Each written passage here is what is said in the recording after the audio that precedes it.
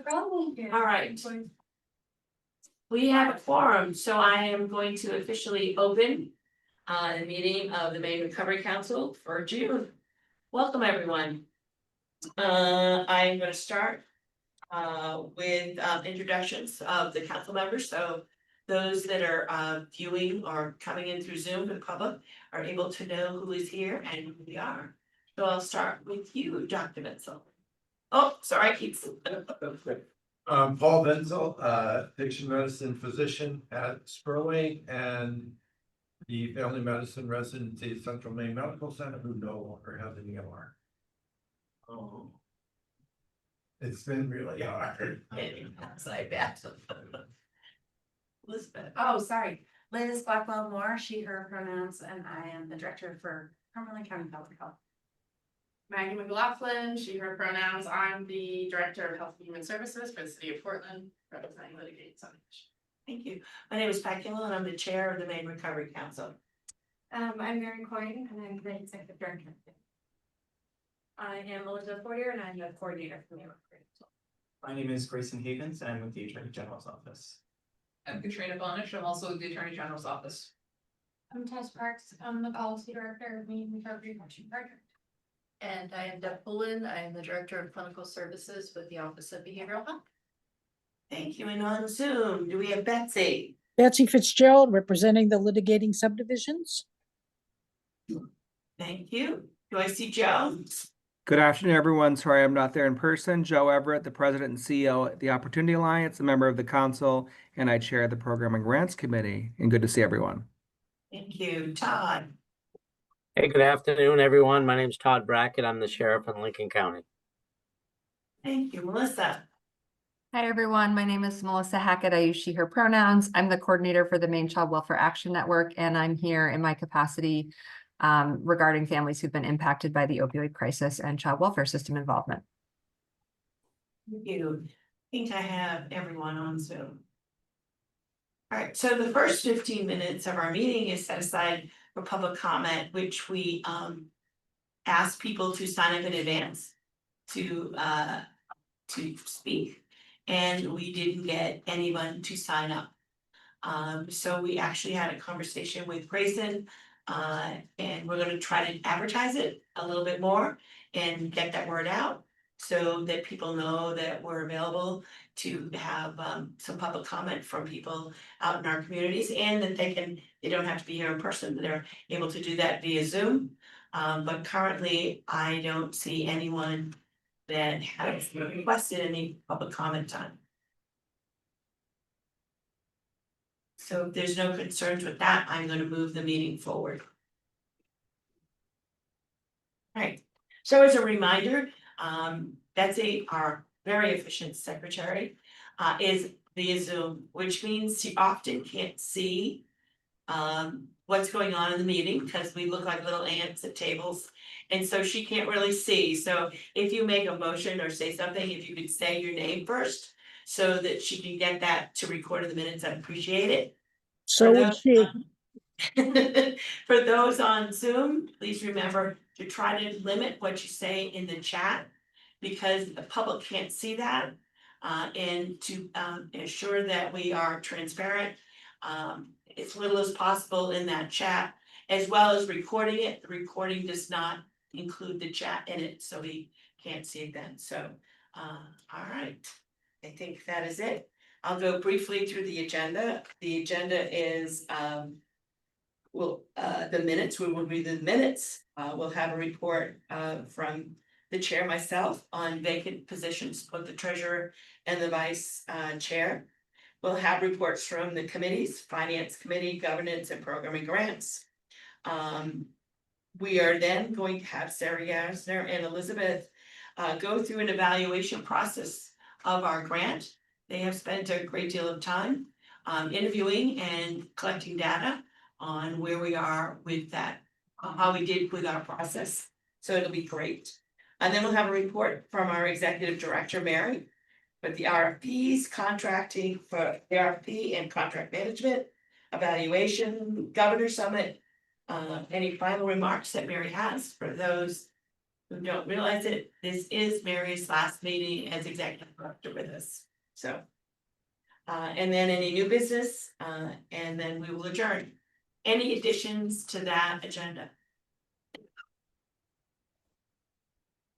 All right, if not, I'm gonna move forward. Okay, we have, and I think we'll vote, I think we can vote at the same time. We have two sets of minutes to vote on. You've received the minutes to the May 8th meeting, and you've received the minutes to the special meeting on May 15th. You received those in an email. If you have any questions or concerns, other than that, I will take a motion for those 2 minutes. It's been moved By Maggie. by Maggie. A second, I second. and it was Liz. Liz seconds. And so is there any discussion? If not, Grace, then we call roll. Betsy Fitzgerald, Yes. Deb Poulin, Yes. Joe Everett, Yes. Liz Blackwell Moore, Yes. Maggie McLaughlin, Yes. Melissa Hackett, Yes. Pat Kimball, Yes. Paul Vincil, Yes. Tess Parks, Yes. Todd Brackett. Yes. Thank you. All right, motion carries. Thank you very much. It says secretary's report, but you don't really have a report, do you, Betsy? No, ma'am, and I was a little mystified by that. Thank you for the special note on the agenda, but I think the minutes speak for themselves. Okay. I was just checking to make sure you didn't have something. Thank All you. right. So the next item on the agenda is, first I'll review with you that we have 3 vacant positions on the council. One, an appointee from the governors, one, a speaker for the House, and the other is president of the Senate. We have not received any nominations from either one of those, so we will remain a strong group of 12 until those nominations are made. But in the interim, we do have 2 officers' positions that are vacant. One is that of vice chair, and one is the treasurer. And so I would like to, at this meeting, without, if you don't have any objections, to take nominations from the floor at this point for anyone interested or nominating someone who would like to be the treasurer of the Maine Recovery Council. This is Joe. I'd like to nominate Deb Poulin. So Deb, would you like to say anything before we take a motion or? Sure. Thank you, Joe. That's very kind of you. I would be happy to serve as the treasurer if I were to be voted in. I am not an accountant, so I want to just be very clear that I will not be able to function in the same role as Ben was able to function in, but I do have familiarity with the state financial processes and otherwise, so I want to just represent myself accurately and appropriately to the council. Any questions of Deb? Oh, Ben also served as the chair of the finance committee. Would you be interested in doing that too? I would be happy to do that, and that would make sense, but I will also need a little bit of tutelage just in terms of where the financials come from, but I would be happy to do that. any other questions of Deb? So Joe, do you make a motion that we vote on accepting Deb as treasurer to the Maine Recovery Council? Yes, I'd like to make a motion that we accept Deb Poulin as the treasurer and chair of the finance committee for the Recovery Council. And I will second that motion. All right, and Betsy seconded. Is there any further discussion? If not, will you call a roll, please? Betsy Fitzgerald, Yes. Deb Poulin, Yes. Joe Everett, Yes. Liz Blackwell Moore, Yes. Maggie McLaughlin, Yes. Melissa Hackett, Yes. Pat Kimball, Yes. Paul Vincil, Yes. Tess Parks, Yes. Todd Brackett. Yes. Thank you. And if thank you, motion carries. Thank you very much for really do that. And I think if I'm not mistaken, in our bylaws, it states that the treasurer has to serve as the chair of the finance committee. So I don't think she could deny it, but I may be wrong. All right, thank you very much. So the next position that is there is I'll accept nominations on the floor for vice chairperson. Melissa, I see your hand, sorry. Yes, thank you. I would like to nominate Tess Parks for vice chair. That's what you. Yeah, I would accept that. You'll accept that nomination. Do you have anything that you would like to say? I would just say this is a personal issue for me. It's professional, but I'm coming up on 11 years in recovery, which is incredible, but I've also seen the really dark side of addiction, losing all our friends. And it would be an honor and a privilege to be more of service in this council. Thank you, Melissa. I wholeheartedly would accept the nomination. Thanks, Tess. Is there any other nominations? If none, can I hear a motion to take a vote on Tess Parks becoming the next vice chair of the Maine Recovery Council? I would make that motion that the council take a vote on Tess Parks as the vice chair of the Maine Recovery Council. Thank you. Do I hear a second? I'll second that. Paul seconded it. Any other discussion? Gracie, call the roll, please. Betsy Fitzgerald, Yes, Deb Pullen, Yes.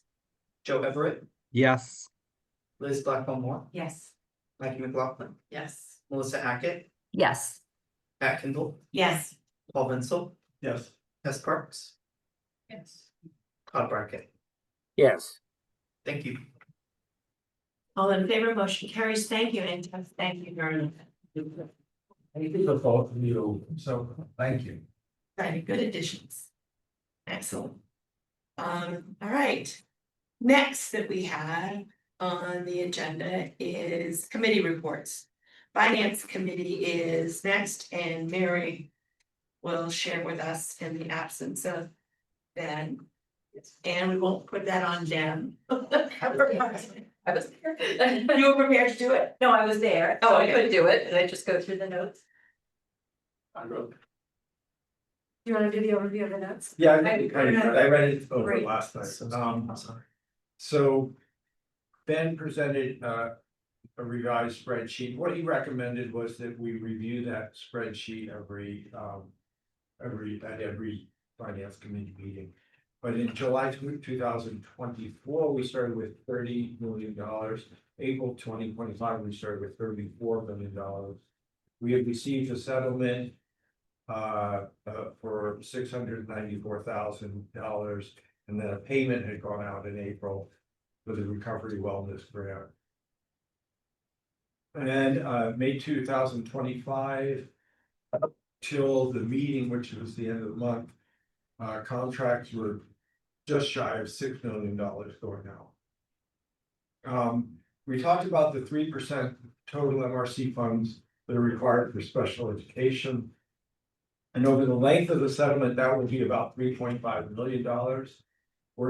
If we did it on a year-by-year basis, it would work out to $246,000 per year. If it was started this year, and it was just noted that Liz and Melissa are heading subcommittees for these funds, and we'll wait for more information from them. Thank you very much. And the next thing was that Ben recommended the spreadsheet stay up to date. Do you know how to do that, Ben? I think so, Okay. as long as I have the numbers to populate into it, yes. Okay, great. Yep. Good.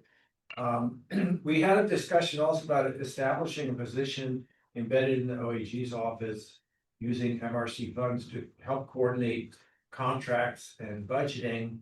Ben was gonna follow up with an email regarding this, but I didn't hear further from him on that.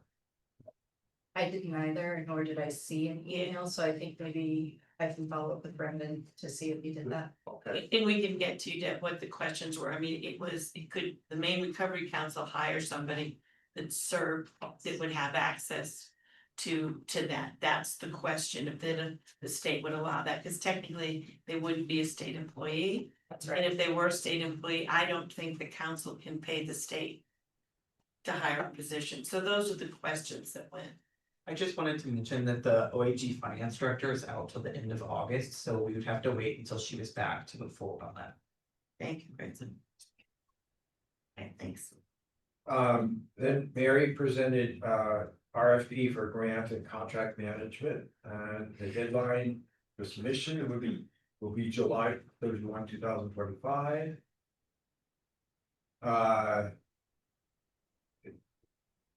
The initial period for the contract would be 10/1/25 to 20/30/26, and then up for renewal after that. We went over the scope of services in the RFP. We talked about a few things that we might change, and I'll let Mary talk about that, but we might add, we were talking about, some people suggest we add time estimates for each service, what the estimate that they would spend on each one. And that may add a requirement to describe the grant software management plan that they would use. And to pull out the piece about evaluation, grant evaluation, because the Cutler Institute may supply that for us. And we then talked about publicizing the RFP. And Mary, you had already put out the scoring rubric, is that right? Yes, it's part of the art. Okay. And then we have reporting from grantees. We had Mary presented a template for that. That's pretty much it. Questions from anyone for the final, or Mary, you told me to add? Just to say, we did receive an email from Ben with all of the files that he had. So we have those and we'll pass them on. Thank you. Yes. And Grayson has agreed in at least the interim until, we potentially have an MRC position in the OAG's office. That Grayson will get the reconciliation list and be able to update those and then provide you that. Wonderful, thank you. Yeah. Thank you, Grayson. Absolutely. And this is the updated expense spreadsheet. Thank you, Grayson, for updating this. The May column over to the far right is really the only change. And as you'll see, we have the contracts that we were able to finalize in May included on the spreadsheet here. And then we'll have another batch in June, which will be a much higher amount. This is about 2.5 billion in those contracts. So we're fairly standard.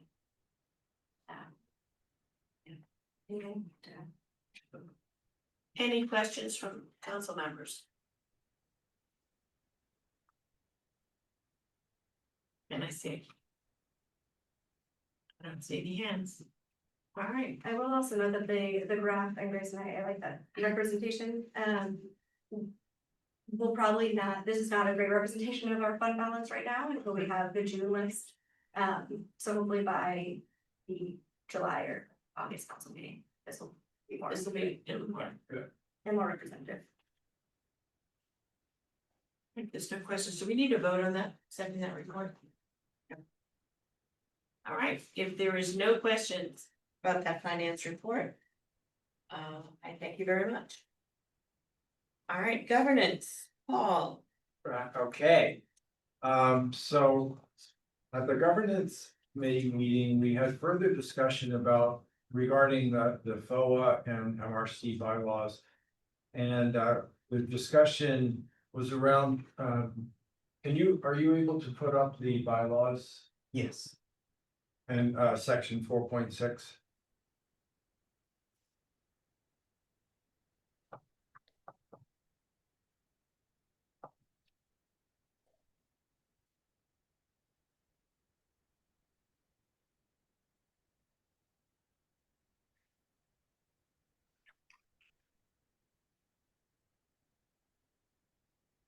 A little bit further. There we go. So 4.6 is notice of meetings. And we had a good discussion about this, and the governance committee recommends that we make changes to the bylaw on section 4.6. There we remove the initial sentence that says public notice shall be given of all meetings of 3 or more council members, and just leave that part out. So that it would just be that all meetings have to comply with Maine's FOA. I had a really great discussion with Sarah about this when we had our grant evaluation. And one of the things she pointed out is that FOA is there to improve transparency of our work and make it more accessible to the public. She pointed out that when we have to discuss everything in open meetings, that we may leave some stuff out because we may not want to implicitly insult someone or a group or something, so we may leave out some open discussion. And if we had discussions like that outside, we may be more open. I thought that was very interesting. I don't know how to fit that into FOA, but I think it is I would say it's a side effect of FOA. But that's true throughout all of the state of Maine and all their committees. So that is what the governance committee recommends. That we change the bylaws by removing that one sentence. And so I would open it to discussion. Any questions? And Brendan O'Neill, our who serves at the council, the lawyer and the as assistant attorney general, has agreed that that is appropriate for us to do. He feels that it's unnecessary, that FOA has all the requirements, and that having it in there, just adding, it's an added burden that doesn't need to be. So, any questions? Liz? I think one thought I have is, I mean, I think you need to do this, I'm all down for it and would, will support the motion, but I do wonder about whether there's some conversation we can have about when we might want to go into executive committee, because I think there are other organizations that operate with lots of transparency, but also use executive sessions sometimes when making very specific decisions or speaking about certain things. And I think when I'm thinking about when I think people might have withheld a lot of information is when we had looked at, we were trying to figure out what to fund, and we had things and people's, so I wonder if there's a way in which we can have this discussion of what is appropriate use of executive session, when can we do it? And if it's possible for us to do that sometimes, to have more candid conversations that without, you know, of course, without. For instance, I think what you're saying is like when we were discussing grants and we were discussing maybe the finances or the feasibility of a particular agency. Right. So rather than do that in public, saying what our concerns were in public, be able to go into executive discussion, discuss the private concerns that we had, and then go back in. Yeah, and I don't know how that stands up with, I think that's something I would wanna know, how that like, but lots of bodies, government bodies use it, so it feels like something we should explore. I think we can add that to governance and have Brendan do some research on executive session. There's a, yeah, I'll put a note, I'll put that in our next meeting. But it's interesting that the suit that, the case that was brought up for FOA actually was specific about executive session, that a city council went into executive session when it was inappropriate to do Yeah. so. So I thought that was really an interesting, Mhm. so it's interesting Yeah. to bring that Yeah, up. it's very specific as to what, but I don't really know I don't what they know, are. so I wanna know, yeah, totally. So I think it's in our best interest that we explore more of what that is. Thank you, Liz. Any other comments? Are you looking for a motion? Looking for a motion. Oh. We're looking for a motion. Great. We can't vote to make the change yet, because it wasn't included with the notice of the meeting. A written explanation of the bylaw change has to be included with the notice of the meeting for it to be. Well, I guess Sorry we will about then that. say that, I guess. We will now make a public notice about the possible change in the bylaws. Sorry about that. Grayson, do I need to give you anything? I'll type it up. You're just taking the first sentence out, right? Yeah. Yeah, I'll type that up. You put it Alright, for the thank next you. meeting. And we'll go at it next meeting. Okay. It's great. always a detail. That's why, Liz, we need to know Exactly. what is the law. Paul, did you have another piece of that? Yeah, heaven forbid, I would not want to break the law. We had further discussion, it was a spirited discussion regarding recommendations for council members speaking to the press and testifying of the legislature. We discussed, it was really a good discussion concerning free speech versus responsibilities as a member of the council. And after all of that, the governance committee recommends that the Maine Recovery Council approves the following guideline for council members. And is this part of our? Yes, it is. Okay. It's on the back of your minute. Okay, great. So it's I'll read it out in case people don't have it.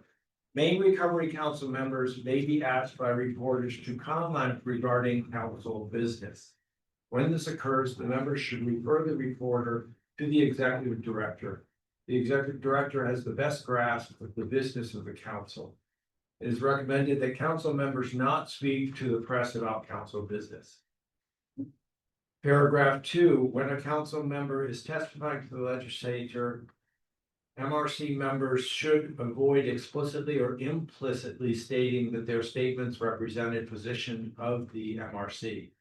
The MRC chair or the chair's designee may represent a position of the MRC to the extent such position is supported by the consensus of the MRC or at least 3/5 of the MRC. Paragraph 3, if MRC members are asked to speak to legislatures in their capacity as an MRC member regarding the member's particular expertise, the member should include the MRC executive director and the chair in this discussion. And that motion was passed unanimously by committee members present.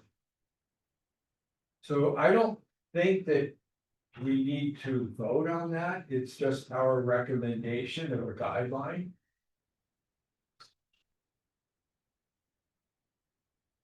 And then we talked about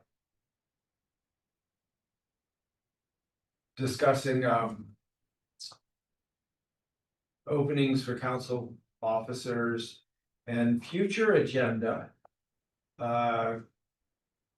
Currently, the work of MRC clerk is being performed by Grayson in the AG's office. Brendan recommends this role be taken up by the MRC.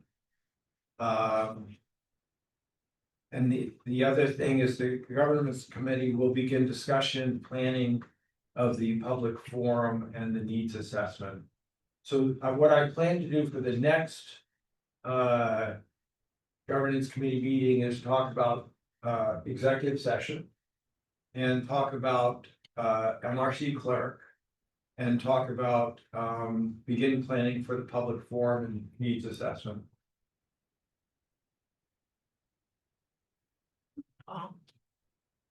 And I don't know what an MRC clerk is, so Grayson's gonna educate me.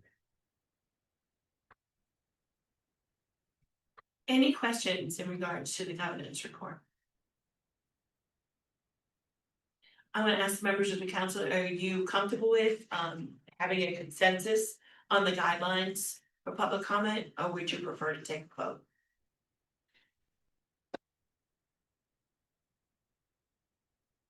But that's I find a consensus, fine. All right, we're fine with, but I just said that, I feel like I should. I don't see anyone saying you need to vote, that it's a consensus that we accept it as, it's not part of a bylaw, it's just a guideline. For us to remember when members of the press approach us. All right, thank you very much. We can bet that in orientation. Yeah. I think that's a really good point, because actually it was one of the newer members who came on. It was actually Melissa who said, if the press comes up to me, what do I do? And there was nothing in there, so it was actually a new member's discussion saying, so I think it needs to be, it's sort of part of that onboarding that we explain that, how we would like that to occur. But thank you. All right, thanks, Paul. Thank you. Now we're with grants. Joe, I know that we have not met.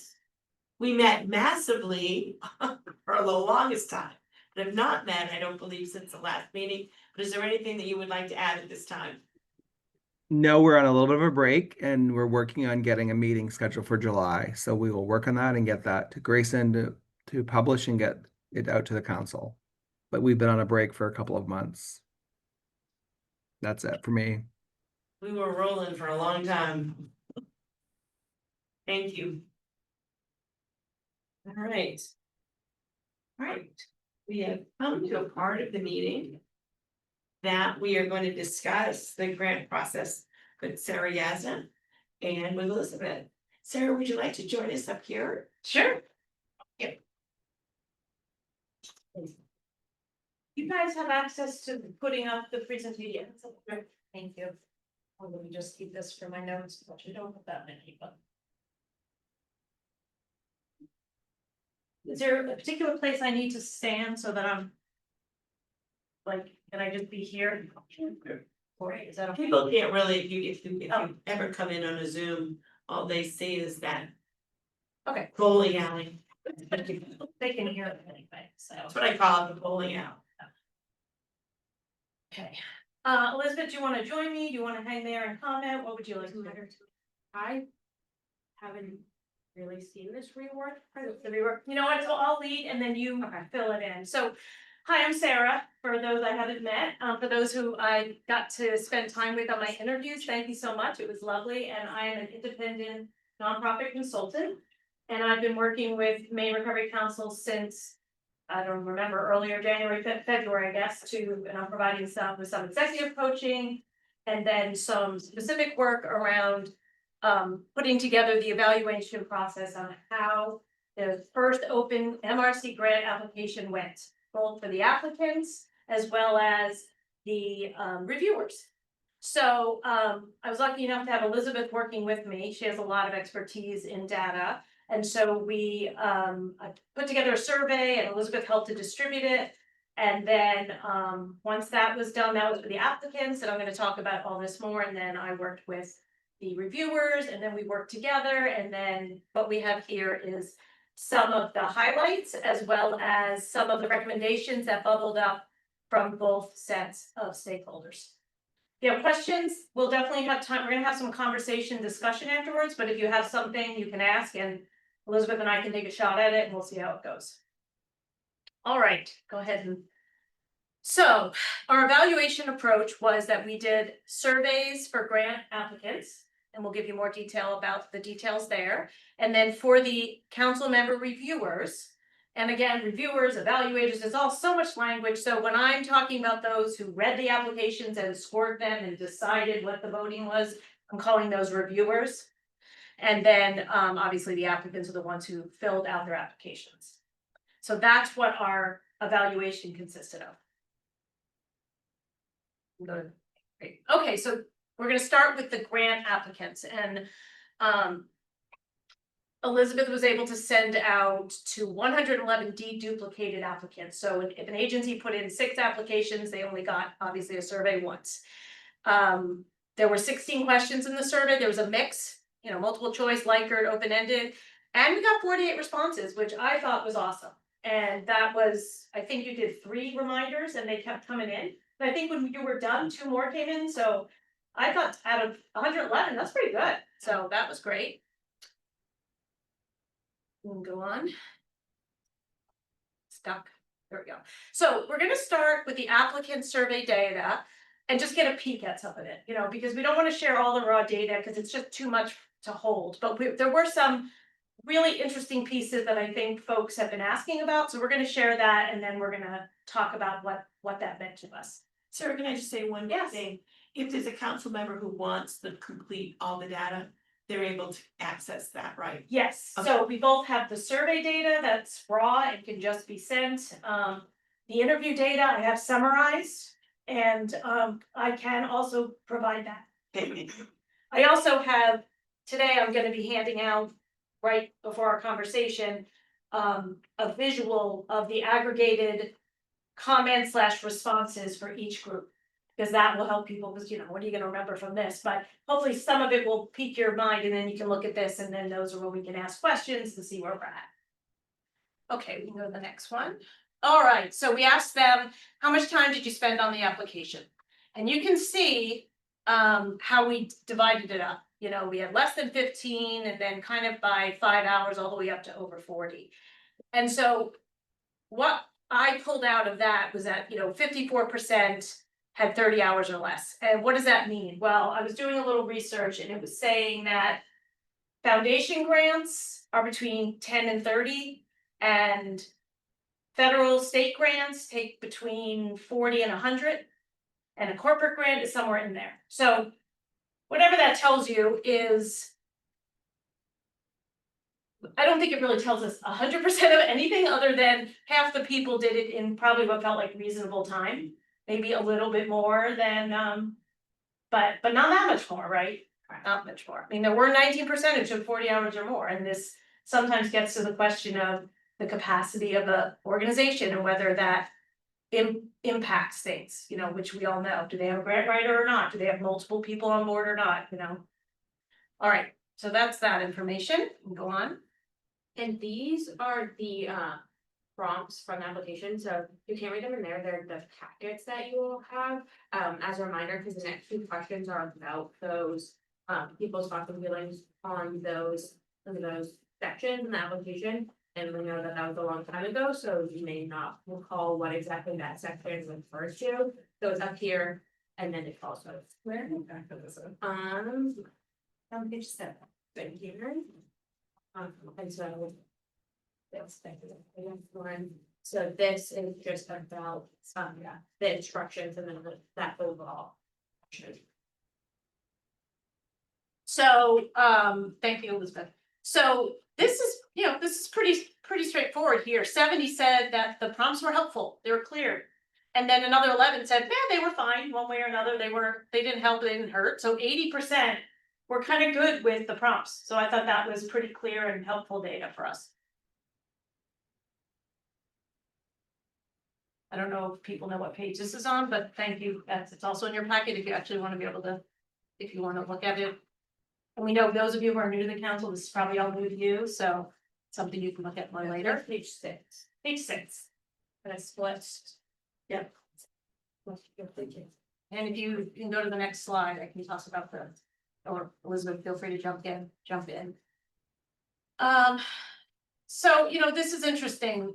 The approved use template, a little bit more mixed, but still, over 50%.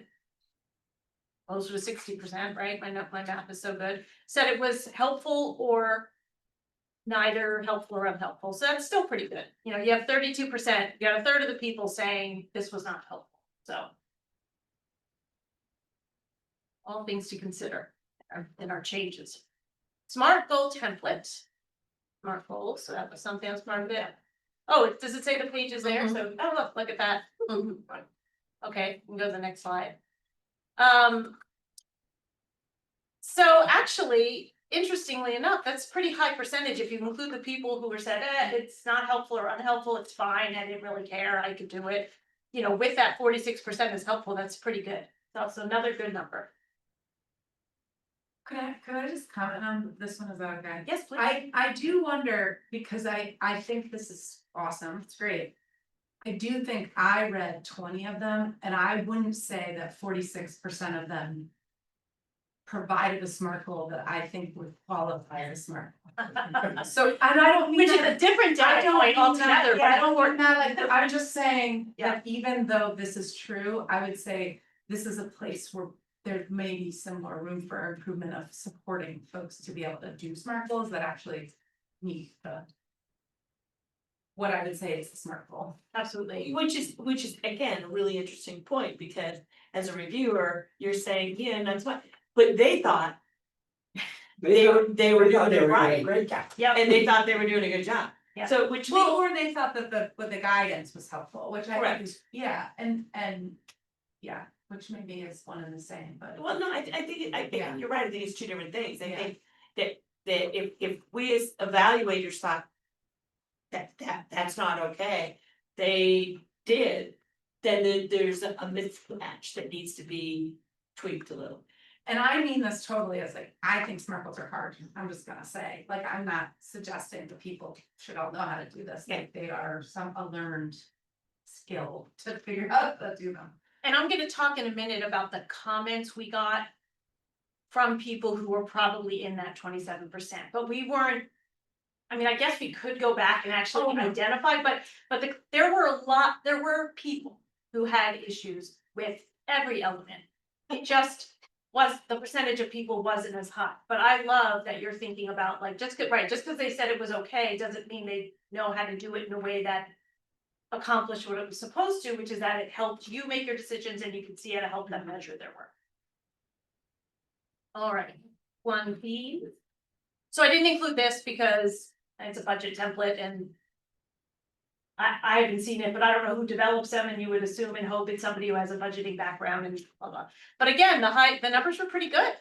They thought it was okay. Smart select feedback. So we kind of use some different scales at times. And so, one was they found it difficult to use the portal, and 5 was it was easy. So there were 52% gave us 4s and 5s, which were like, they must have felt pretty good about it. More than the 1s and 2s. So 3s were somewhere in the middle. So again, it's not like everyone loved it or everyone hated it. So it's one of those things that, you'll be able to talk about how the reviewers used it and whether it's still the good fit for the work you're doing or whether there's an opportunity to look for something different. Then we asked this question, what did you think of this experience compared to others grants that you have filled out? And so that is interesting. Again, you've got about half the people saying it's more difficult. And then the other group, like, it's about the same, and then 17% said it was easier. So the data was a little bit interesting based on the specific other components. So what it's saying is that overall, for who remembered, 48% said it was more difficult. And there's a statistic we'll share in a minute that's interesting because it's the same 48%. So move on. Okay, so we had a substantial amount of comments, but not surprisingly, the comments were obviously from people who kind of, although I couldn't 100% say this, and I don't know, Elizabeth, if you could, but whether or not all the comments came from individuals who also scored everything as low. We also asked a question about whether they were funded or not, and because we wanted to understand that. So we'll give you that data in a minute. So what we're gonna do is we're gonna share some comments / what suggestions came out of their comments, right? Because the comments, they might have mentioned how difficult something was, but there might have only been 2 or 3 people who said it. Or sometimes there were lots of comments, and that was actually about a really positive thing they wanted to talk about. But we want to make sure the data was shared accurately, because just seeing a comment might make you say, oh, everyone feels that way, but it really wasn't. It might have been 2. So most of these comments were like under 8 or 7 people who said something, and I'm not so good at percentages, but it's, we're talking like, and a lot of them were 4s and 3 people. So that's what this section is now, and is coming up with suggestions.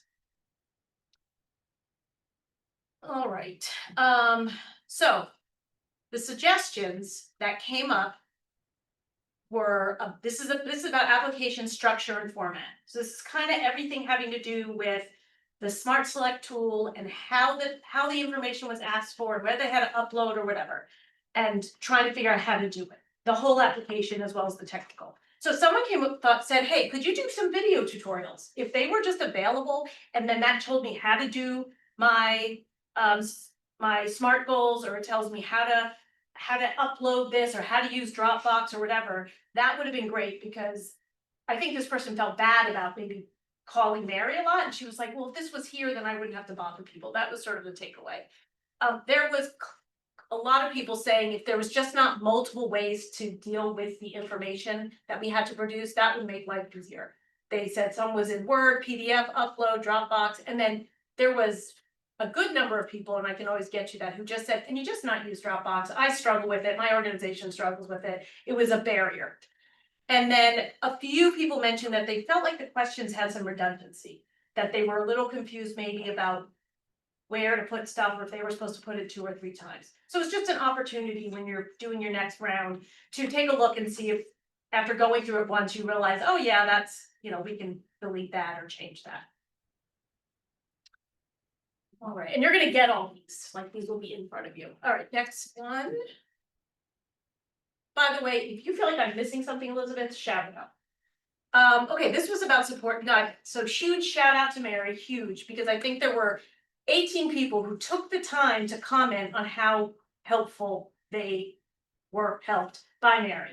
They were prompt, always got back, got back to her no matter what, answered questions twice. So the idea that you want to continue that way in a way that's sustainable. And I think we all know that what Mary did was not sustainable. She was by herself at that point. There was no Elizabeth. Now there's 2 positions. You guys know a lot more, but I'm not recommending that you do the same thing to one person. But if there were 2 people, or if there were tutorials and other things, that would provide the same type of support. But people were really appreciative.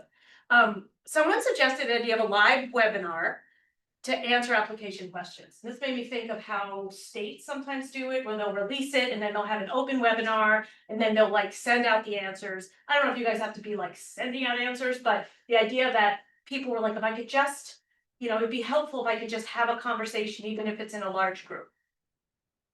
And then someone else suggested that project overview calls. So they get the application, they'd see how much time is required, and they say, I don't even know if I'm a good fit. Is there a way I could have a conversation and say, look, this is what we're doing. You don't have to tell me if I'm getting funded. Just tell me if you see this summary I'm giving you, does it fit or not? And if they're just like, well, no, because you want to paint garbage cans and you might give a garbage can to a recovery center, that doesn't really fit. But, if it's something else, then it might. So I'm just putting out what people said that seemed to reflect some of the data as well.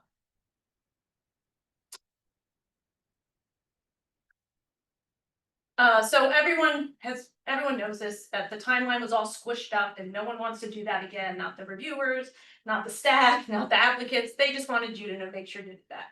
Please, a little more time.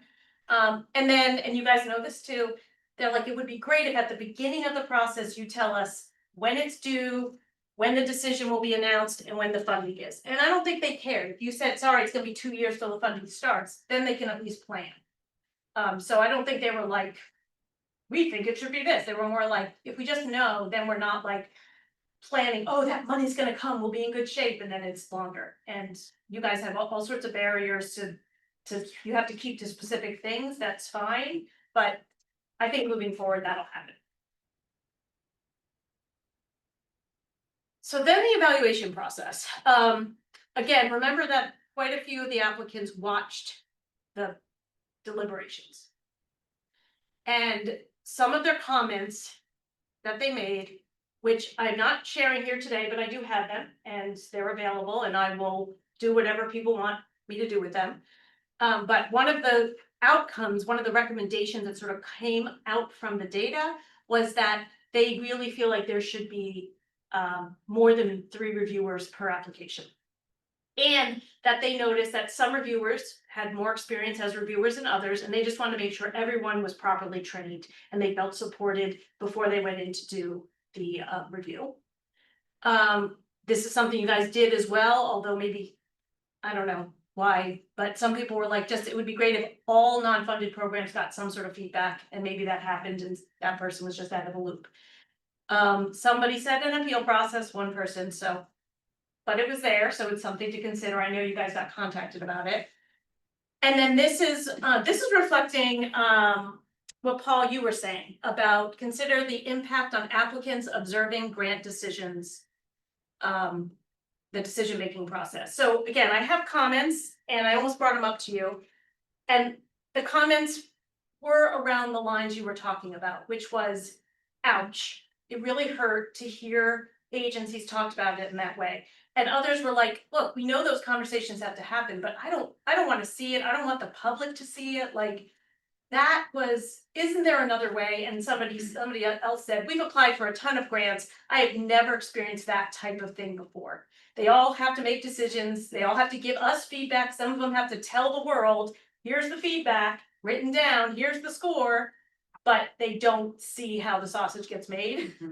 I want to know that. It was probably for me the most awkward piece, is doing that in public. Yeah, it was very difficult. I've never had to do that in public in all my years. Yeah, it was awkward.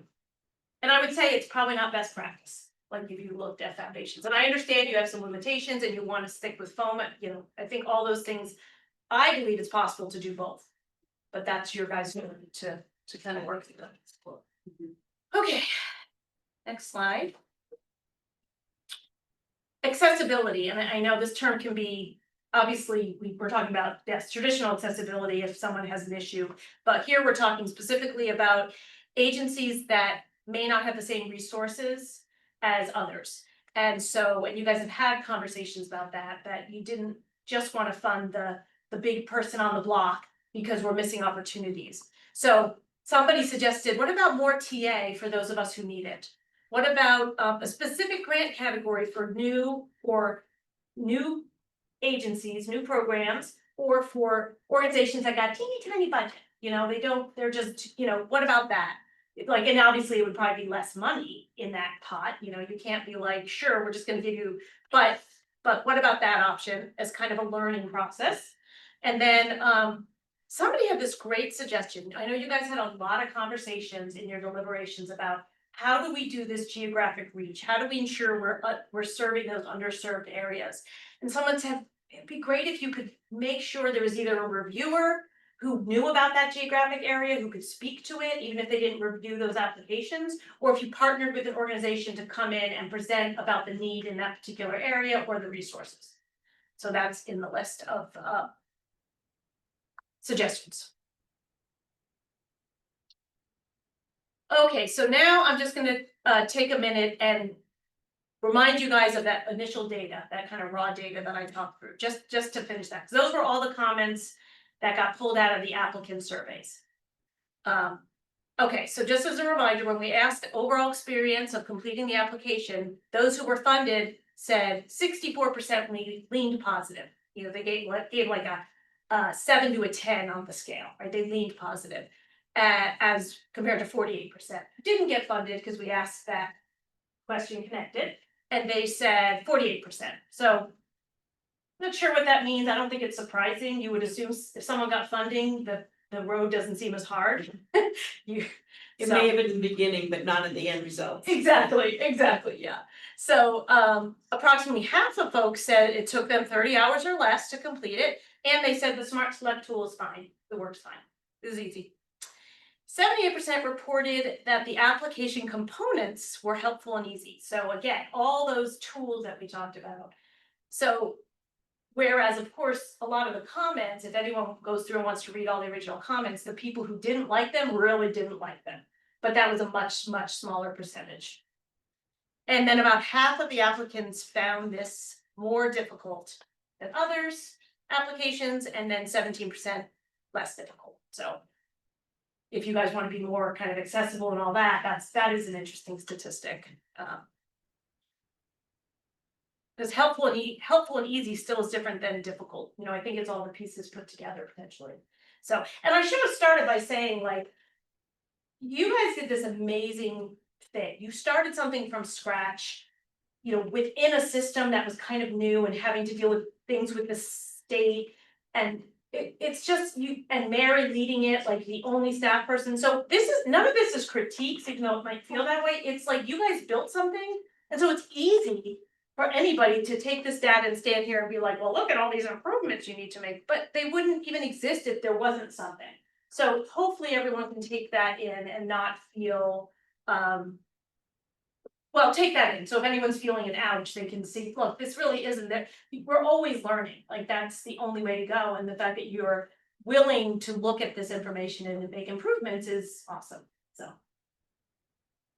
All right, so now we're gonna switch to the grant reviewers. This was done in an interview conversational fashion, only with the 6 council members who reviewed grants. So we had some conversation because there were external grant evaluators, there were reviewers, trying to stick with terminology, and there were some council members who reviewed, but they left the council. So it was kind of discussed with staff that for consistency right now, we're just gonna stick with the 6 reviewers. Actually, I think there's 7 and one person just wasn't available to interview with me, so I think there were 7. But we got 6 interviews, and because we know that any decisions and discussion is gonna happen within this group anyway.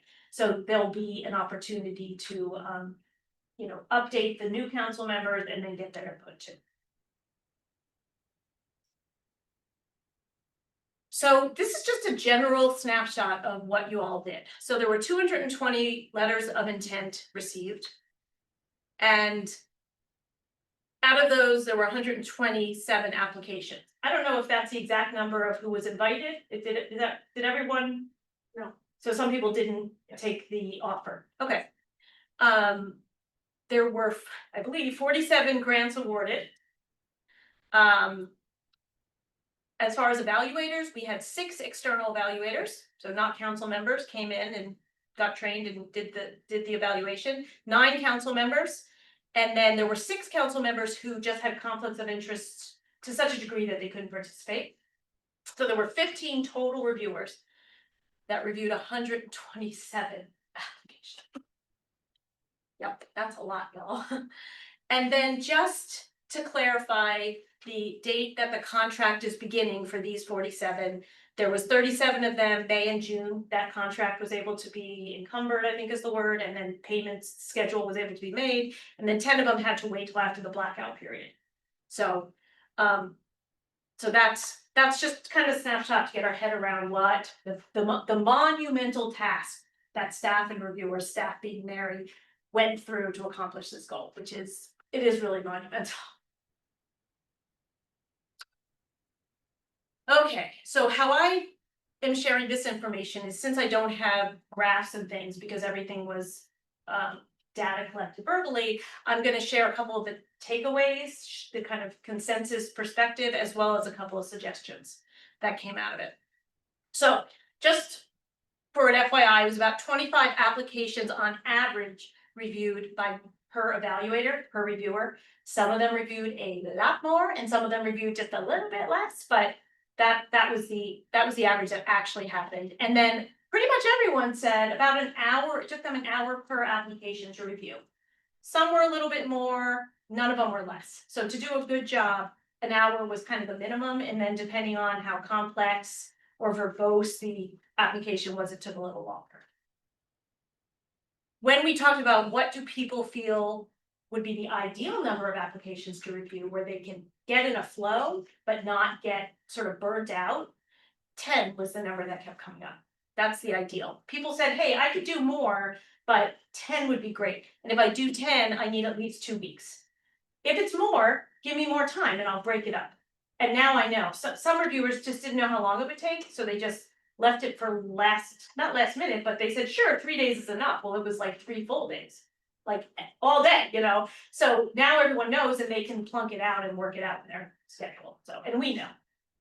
And then everyone suggested that they thought 5, it's opposed to 3, 5, at least 5 reviewers per application would be better. That would allow for a low score and a high score to be thrown out if needed, and then still have a conversation.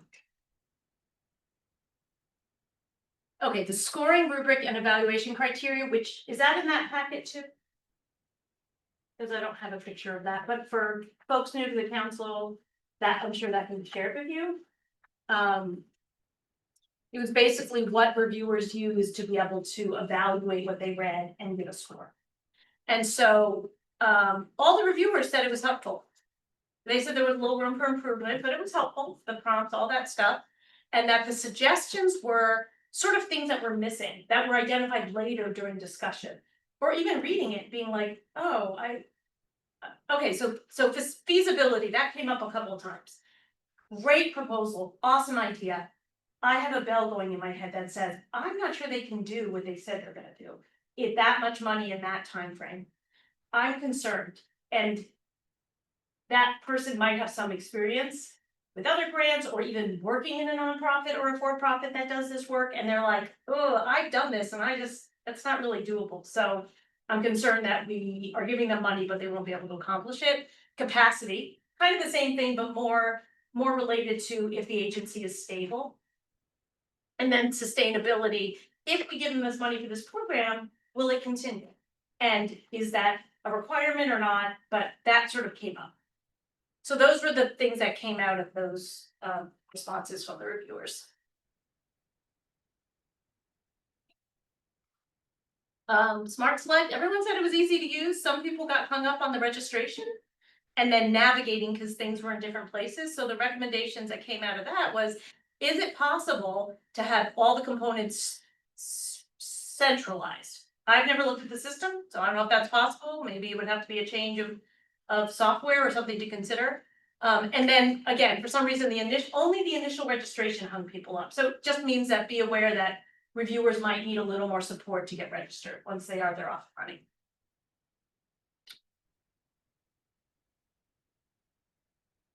External evaluators. So we talked about this and asked what current, council reviewers thought, and they said, we thought absolutely it strengthened the process and the outcome. They loved that it brought in some additional expertise and that it made it possible to review a high number of applications. That it could not have happened without it because of the conflict of interest, but it also made it stronger. So all good. And that people said, we just want more, we'll take more. And that also focus on evaluators with specific expertise or lived experience. And I just want to share one example. So one reviewer said, hey, I work in a particular field. Now, I'm not reviewing any agencies that provide programming in that field, but there are other people out there who work in my field, and I wish they had reviewed it because they know on the inside, they know if that's possible or how much staffing it would take or what they're, and so they thought, wouldn't it be great if somebody came in from the outside with that particular expertise who could lend their voice. And we can move on. All right, now the decision-making process. This was. So Barry suggested, and I wish I had had time to do this, is to kind of share the timeline of how it all unfolded. Because first time we didn't know how it was gonna go. So I know for people who are part of it, you probably have a memory, but for new folks, let's just do a quick overview. So the application went out to people in August of September of 2024. Okay, September. And it was due End of October. Okay, due end of October. I had about 8 weeks, 6 weeks. I think it's 4 or 5. Yeah. 4 or 5 weeks. Okay. Yeah. Then Mary had to go through a process where first the reviewers did their reviewing, right? They scored everything on Smart Select once you split up all the applications. We had to see how many applications we got. And then we talked about conflicts of interest to see who could score what pillars. And then I assigned applications to MRC members and also external evaluators. And then I think folks had 2-ish weeks to do that. Okay. Then 2 weeks, and keep in mind that the decisions really need to be made by the end of December, right? That was the goal, that decisions were made. End of November, when the last council's official term ended. Okay, so you can see the challenge, right? Because the applications don't come back till the end of October. And Mary has to try to do this piece and then about everyone reviews, and then there's a process where she looks at all the scores and tries to make it presentable to everyone, and then you're gonna have meaningful conversation. You can see how it's just very difficult. It would make sense, first time doing it, don't know how long it's gonna take, all that. But, so, and then, so great, so then the funding decisions went out, and then it just takes time because of contract writing and other grants that are, other things that you guys have funded, like, it's all sort of situational. And I think everyone knows, like, okay, when we do this again, let's plan it out so that we have the time to do it. So in this process, there was one meeting that they talked about higher scoring applications kind of got put in some sort of format. I don't want to use the word tier because tier was used in another way in the application. But the high scoring applications, the council said, everyone I interviewed said that was a great process. I felt confident, comfortable, I understood the programs, the discussion was great, it was really clear. And that obviously the sheer number of applications in the time frame is what made the discussion challenging, right? It's just what it was. So based on that, like, kind of all the reviewers gave me that feedback. Which I thought was great, but they're like, we loved this process, it was great. Okay, so then the recommendations or the suggestions on the next page. Which is obvious, right? Increased time, but specifically like lower scoring applications. There was a group of applications that were sort of like the scores and the comments spoke, and that was done. And then there was another group that was sort of a mix of scores and a mix of questions and concerns, and they just need time as well. Maybe they could have used the same amount of time, maybe they need more, but that's obviously something that I'm sure is already being considered. I mean, I'm sure a lot of the stuff is already the plan for moving forward, but I wanted to capture what I heard. So this came up in conversations about other review processes, around this idea of having a reviewer meeting prior to the full council meeting. This idea of being able to take people who reviewed an application and have a conversation and figure out clarifying questions and things that came up and understand more thoroughly, so that by the time, and then almost come up with a, and this is, again, you may not be able to do this, but almost come up with a consensus score, a consensus group of questions or recommendations or whatever, so that is a way to help the fact that we're all humans and we read things differently, and we understand things differently, and we have different experiences of being reviewers. So that was one theme that kind of kept coming up. Also, people, I think the story is that Mary, you might have pulled out executive summaries because they weren't part of the application, but people all, I heard something about that making sure that everyone has like 100-word summary that the applicant should be able to provide, so that everybody has that packet. And even though it's a lot, people can at least refer to it, get their brain around it, know that, okay, in the next hour, we're gonna talk about these 6, so I'm gonna sit and read this for 5 minutes. So, and if that did happen, I apologize, but there was a question of whether that happened for all or not, so. And we, for, I think the second review process for the 2 through 5, I had included the LOI summary on some of those. Okay. But we didn't ask for an executive summary in the grant application. We did have it, the LOI was about 300 words, I believe, so that served a similar purpose. Okay, great. Because people said they were very helpful when they had them, they just made all the difference. And then this again is this bottom one, kind of referring to what Paul was talking about, is identifying a solution for the unintended consequence of all program funding discussions being open to the public. There are, and again, I have this list of kind of ouchy statements from people that, and no one was really judgmental, it was just more like, is there another way to do this? Is there a way, so let's hope. So, which everyone already kind of knows this, but. All right, so that is that. Let's see where we're at now. Okay, so that's the presentation. And I'm just gonna hand these out. And the intention now is, obviously, I'm gonna give you these first, because I think it's hard to answer. For those on Zoom, can we send them to them later? Yeah, so I just sent it to Mary and Elizabeth, so they can be forwarded to the whole council if people want PDFs of them. So on one. Thank you. On one side is the aggregate recommendations from the applicants who filled out the surveys, and the other side is the aggregate recommendations from the reviewers. So, like, yes, the next level of analysis of this would be to combine those, you know, and be like, where does it all fit? And so that is something that the council or staff could look at moving forward. So my original hope was that we could get into groups of small groups and have conversations about these, but because of this and because of phone and all that stuff, it doesn't really work. So right now, I guess my question is, once I find my pen, because I did not bring a big thing to write on, but I just would love for you guys to have any conversation you would like. We have 20 minutes. So if people have any, if they want to read through it for a minute and then just make some comments, the idea behind this, the prompt questions were going to be in small groups, kind of like what's resonating with you, what surprises you, what other ideas do you have based on what you've heard that isn't on here? Sort of just general conversation so that I can take that with me, type it up, and sort of add that to this so that when people are really ready, when there's a subgroup, I don't know who would be working on changes, Program and grants. yeah, so that you guys would have something to work from as well as additional ideas that says, hey, I know how to deal, I have an idea for that issue. It's just not up there. Let me just grab my pen.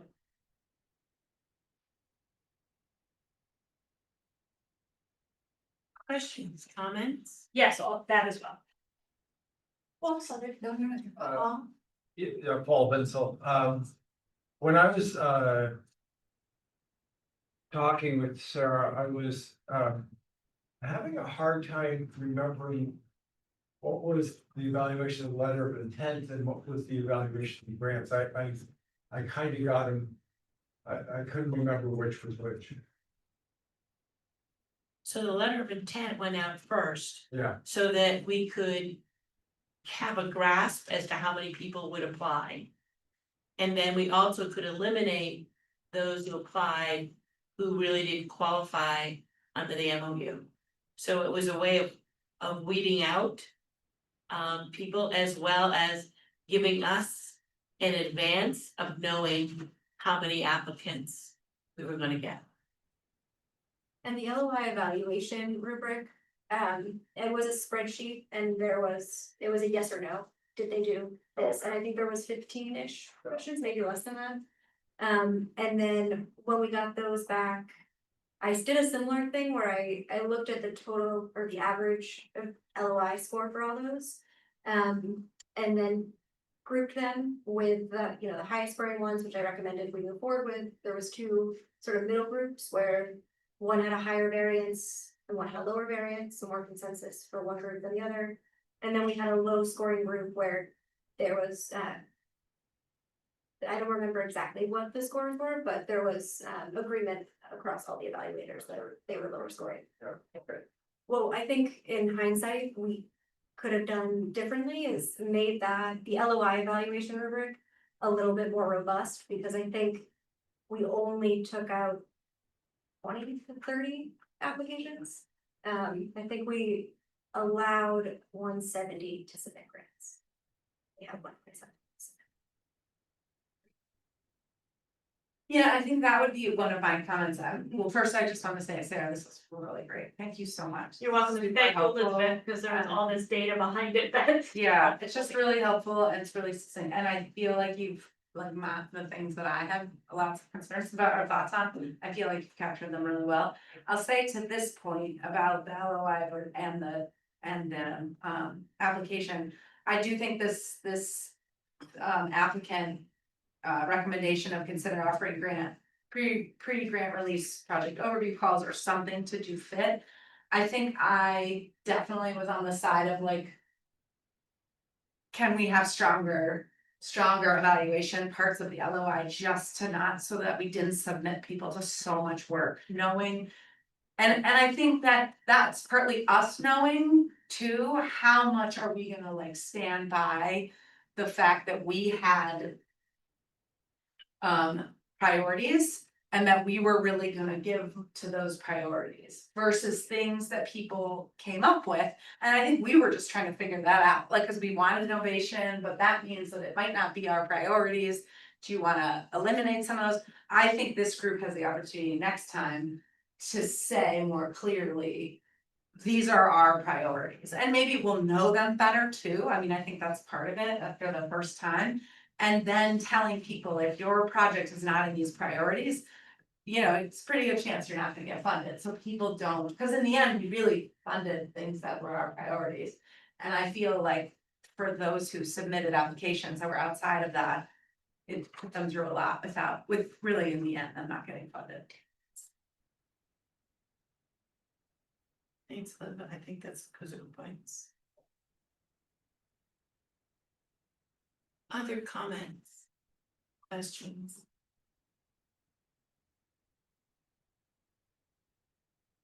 I found this to be really interesting.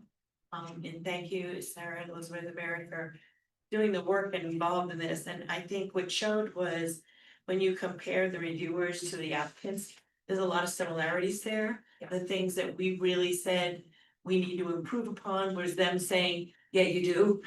So I think that was, we could work from that because we know it was a concern of both the reviewers and the applicants. I really do think this is a document that we can use, when we get close to the next round. To be able to improve our process. And I like the fact that we had, thank any of the applicants or even people not receiving the funding, that we're able to get views from both sides. And so I found that helpful. I do think there's some work to be done in regards to training. And making sure that applicants know what's expected as well as reviewers. Letting them in, and again, I think for me, it was really starting the process early. If we truly want 5 to 6 evaluators per grant, we really need to go outside the council. So we really need to way in advance, know what those qualifications should be. And I think the public should know what those qualifications are. I heard a couple people say, well, who are these outside evaluators? Well, they were very qualified. But they didn't know that. They're become familiar with the council because they know the names and the faces, but they weren't quite sure of the reviewers. I mean, you don't say names, but you can say qualifications. I do think we do explore, and I think we do it quickly, how to do this process of choosing grants that respects everybody's privacy. I thought it was way too exposed for me to be able to do all of this in public. And I think people held back because of it. It might have said things in private that I was not willing to say in public. Fear that I just, I don't know, it just didn't feel right to me.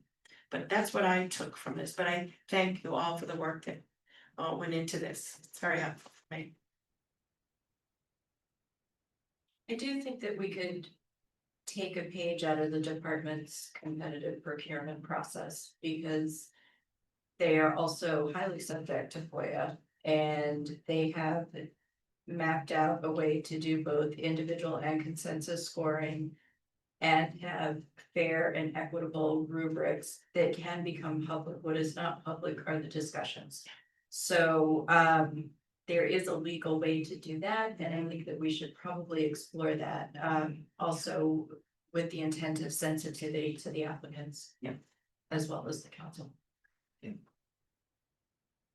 This was, as a new council member, such a helpful, look into the past and just a window opening. And I've been coming in, seeing all the work that was done, but also hearing all of this effort. So I just want to commend the first council for not only building it, but being willing to look at it so thoughtfully.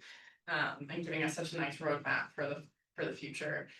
Having been a grant applicant many times in former life, I would just say I know the appeal process here. I would be very wary of us adopting a really broad appeal process because it often can just relitigate existing decisions and results in zero, just effort but not change. And so if we were to pursue that, I would say it would have to be very, very narrow and focused only on issues of non-eligibility or decisions that somebody was outside scope. That somehow a rule wasn't followed or something, Right, yeah. not on score funding decision. Yeah, and so just wanted to say thank you on that. And I'll just say, I think that we all thought if we don't have to have an appeals process, we are not having one. So we were all on your side, so don't worry. I mean, as there was like a lot of consensus, so like we do not, like just how arduous that can be for no real return on an investment of time and energy. And just, so you know, it was one comment. Yeah. And I don't have the total number of comments of which they were like pointing out the thing that didn't work, but like over and over. But all different things, one. So there was one person who said, hey, I don't think there'll be pushback, you know, if there's not, there's a lot of reasons why that makes sense. Other comments, questions?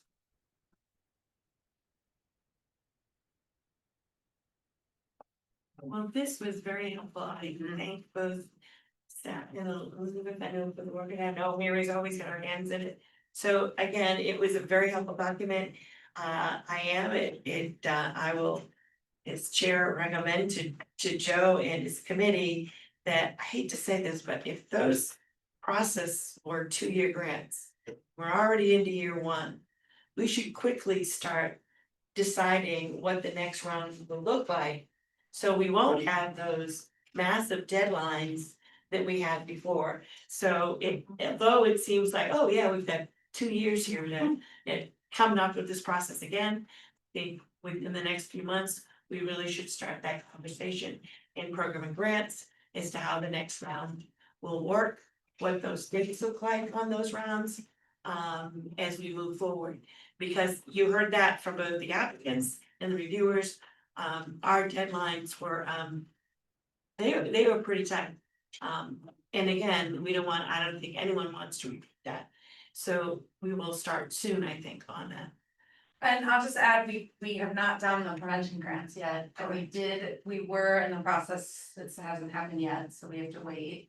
For hiring HRA to help us with one of the components, but we may, once I think the program grants, we can start working on the other one, and we will take all of this into account. I think this will all be really helpful as we do that, and for HRA and their help with us. Yeah. And I think it'll help with the school one. As well as that moves forward, which is a little different. We're making work for you, Joe. In the programs and grants. Any other comments? Not, thank you very, very much, Sarah, for all of this work. For those who don't know, Sarah is gonna be here, doing a little bit of executive coaching as we onboard our new executive director until it's the final date. No, so I'm actually only through to the end of June because we couldn't get another contract in, so I'll be here, I can do some support with Elizabeth if she needs, I'll finish up some notes on this. And then I'm done with that contract, but I'm around and love doing executive coaching and obviously love this work tremendously. So keep me in mind if other stuff comes up, and I've enjoyed working with the council and Mary. I wish you all the best. It's been an absolute joy working with you. I'm excited for your adventure and I hope we stay in touch over the years. And I'm gonna just take these and hand them to just a couple of people so they exist, and I can always send them on to the, I don't know who else wants it. These are the comments, the ones that reflected the reviewer's experience of observing that thing, just so that you can see. Oh, okay. This is the open, you know, all discussions open. It's just, I don't think it needed to be everywhere or whatever, but I really appreciate how everyone here feels like, okay, we gotta do this so it meets FOMA and it takes care of this and that. And I just really appreciate that, because I know you guys have some barriers to work with, so. Thank you all, I wish you well, and I hope to see you all again. Thank you, sir. It's always a pleasure to work with you. Thank you. Thank you, Missy. Thanks, Elizabeth. Great. Thank you, everyone. If anybody wants a copy of what Sarah passed out, please let us know. let Elizabeth or Grayson know and make sure you get something. And we can pass around the PowerPoint as well. Okay. Yeah, Yes, if you that- guys want the raw data, I'll make sure that Elizabeth has it before I leave, so that if someone wants to see the raw data summary. And that's there as well. All right, well, here we are, the executive director's report. All right, one.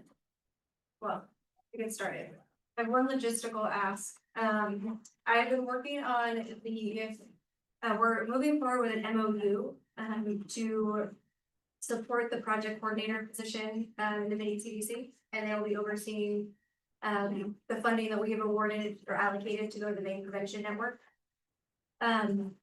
The way that we worded that motion, it was $1 million that we allocated to both the coordinator position and the Maine Prevention Network. So to move forward with the MOU, I just need to be able to differentiate what funding is going where.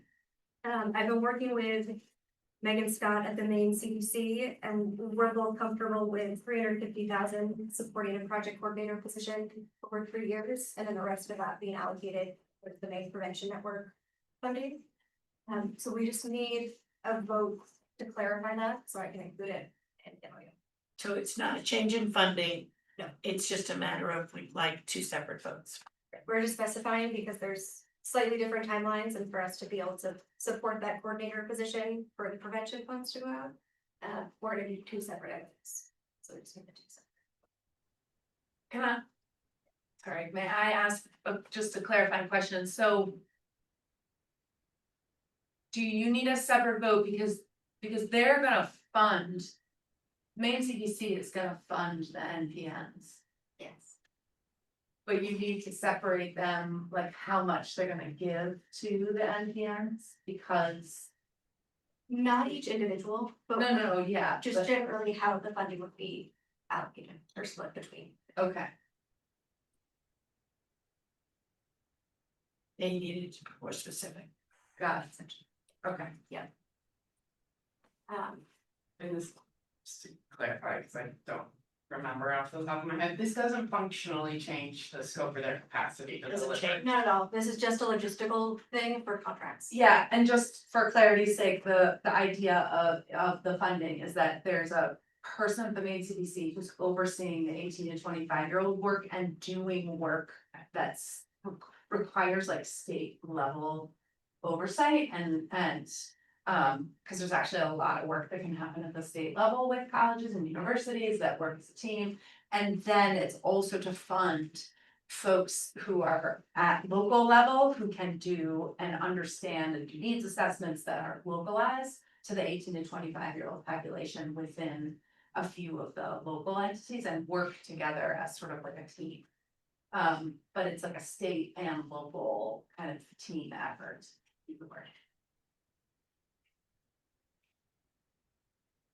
Need a motion. We do. We need Yes. 2, don't we?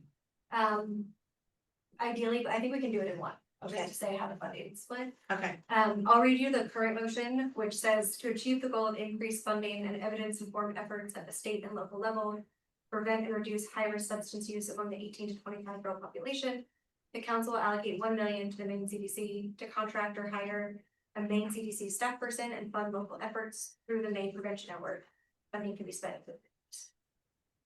well, Mary, you're gonna send that that's to the me. old motion. To make a new. I can probably make a new motion. We're gonna let you. Well, I'm just thinking you can make it, but I feel like. I don't know what I'm saying. Okay, so I make a motion to, can I amend? Yes. To amend the previous motion regarding funds to the Maine CDC. To include 350,000 of that to the Maine CDC to spend over 3 years and. The rest going to the local NPNs. Spend for the. Spend, 350,000 to the Maine CDC for the coordinator position and the remaining to go to the Maine Prevention Network local entity of their choosing. Yes, and that will all be specified by their figure. So motion was made by Liz. Do I hear a second? I'll second it. Paul seconded. Is there any further discussion on this motion? Can I ask a couple of questions? I don't have any discussion on the motion itself, but I just would ask Mary, you talk way too fast. My hand she ain't working like that. So if you could please send me that verbiage and then I will amend it with Liz's amendment, which I did get. Thank you. Sorry to interrupt. No, that's your job. Okay, Mary will send that. If there's no other questions, concerns, Grayson, can you call a roll, please? Betsy Fitzgerald, Yes. Deb Bullen, Yes. Joe Everett, Yes. Liz Blackwell Moore, Yes. Maggie McLaughlin, Yes. Melissa Hackett, oh, gone. Pat Kimball, Yes. Paul Vincel, Yes. Tess Parks, Yes. Todd Brackett. Yes. Thank you.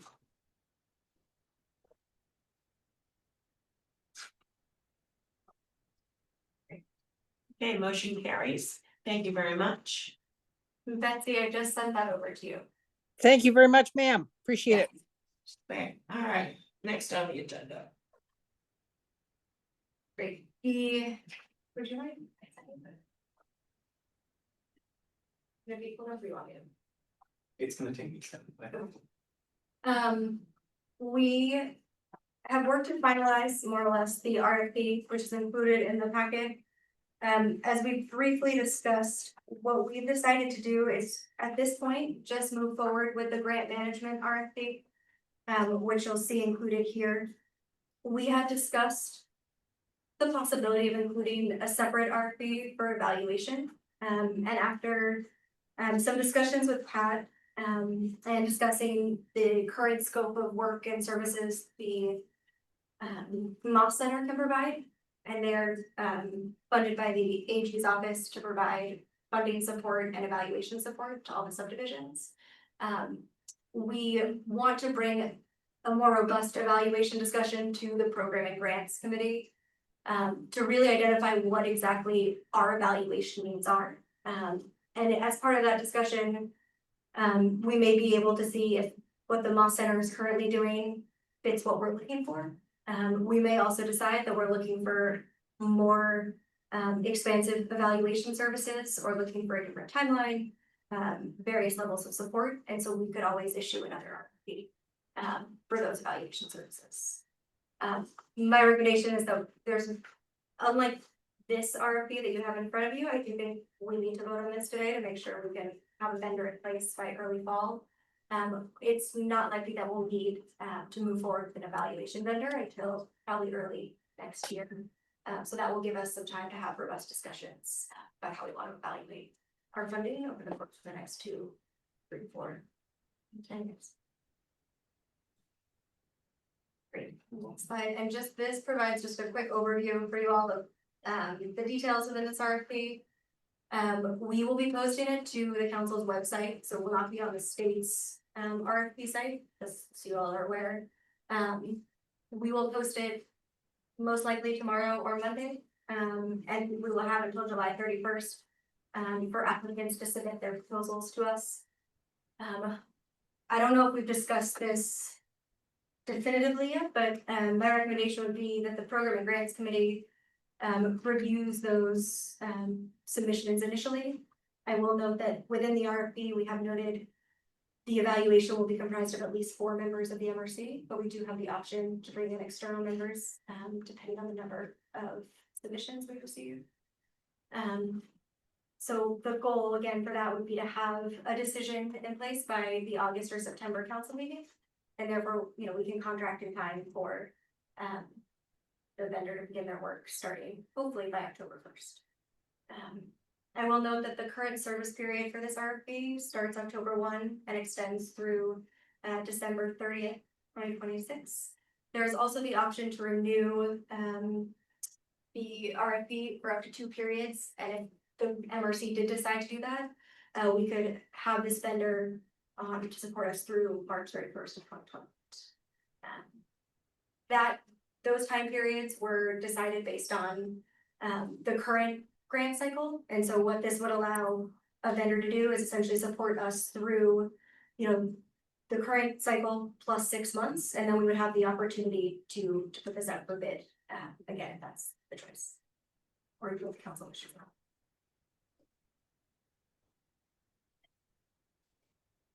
Any questions about that? Is there, we could ask questions about Yes. the content of this? Please, yes. Okay. I have two questions, one probably simpler than the other. Is there any way that we can maximize advertising beyond the MRSC webpage? Just because it's quite difficult for any outside vendors to realize it's there. So even if we're using industry places, like are there ways we can get that out there? I think so. We can certainly advertise it, and I can talk to the AG's office about supporting that. I've also spoken with some folks in state procurement, and they sent a list of potential organizations for us to reach out to directly, who they think would be likely eligible and interested. So we'll do that. I will also let you all know, or Elizabeth will probably, when it is officially on the website, and if you want to share that with your networks as well. That helps spread the word. Okay, great, thanks. My other question was, am I reading quickly on this? So I may have missed it. Great. This looks really amazing. I think you really covered a wide range quite well. One thing I didn't notice in the content was heavy support to the application process and a new proposal process, and I just wanted to understand why we chose to go down that route. I think that makes a lot of sense, but there were pros, cons to both asking for that and not. And I know that long-term vision is that we become more of a board, and so we're not actively involved in that ourselves, and kind of the in the weeds level. So can you walk us through that vision of what the role of this group is versus the council moving to the future? Yeah, I think I can speak to that.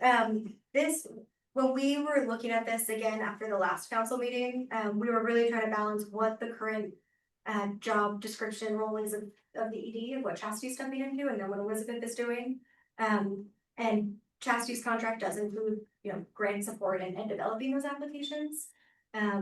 So this, we didn't emphasize it, we can certainly include it if that would be helpful.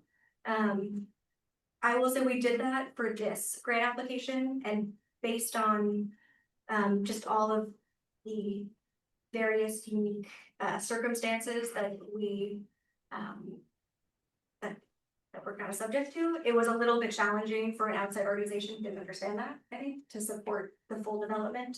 But we could certainly add something in this. I wouldn't be opposed to that whatsoever. That was. I don't have really strong feelings either way. You know, if it, especially if we can add that later to an existing contract as an amendment, then that would be ideal, because then it gives us the flexibility to move down. We can add this amendment, absolutely. Liz? And I'm reading this kind of quickly too, just, and it overall looks great.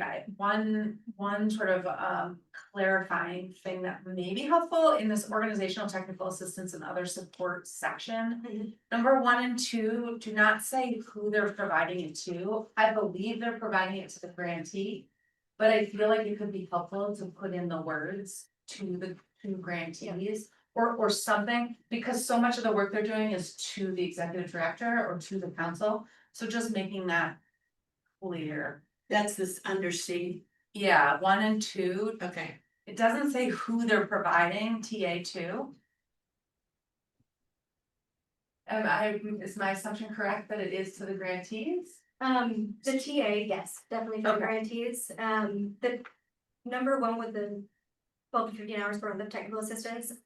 The way I was thinking about that is some of that could go to grantees directly if there is communication between them. It could also be support to the ED and coordinator. Okay, so I think that needs to be made clear, because when they're gonna apply for this, how they respond to how they do this, they'll need to know who it is. And I'm assuming number 2 is TA webinar sessions for grantees that it's topics by. But anyway, if this TA up here, 12 to 15 months per hour, including one-on-one meetings, isn't to each, but just to overall. Yeah, I just think some clarity would be great. Okay. I'm just thinking of somebody who applies for things. And I'm going, how will I respond to this? Yeah, that's a great point. And I do think throughout this RFP, the assumption has been that grantee communications will go through the ED and coordinator, and then this organization will provide support to those two individuals as needed. Okay. But I think it's a great point that we need to clarify who they're providing that technical assistance to, Mhm. and we might want to change the language of technical assistance to make it a little bit more specific to Mhm. get the leadership of the MRC versus grantees. Great, thank you. Any other questions, comments?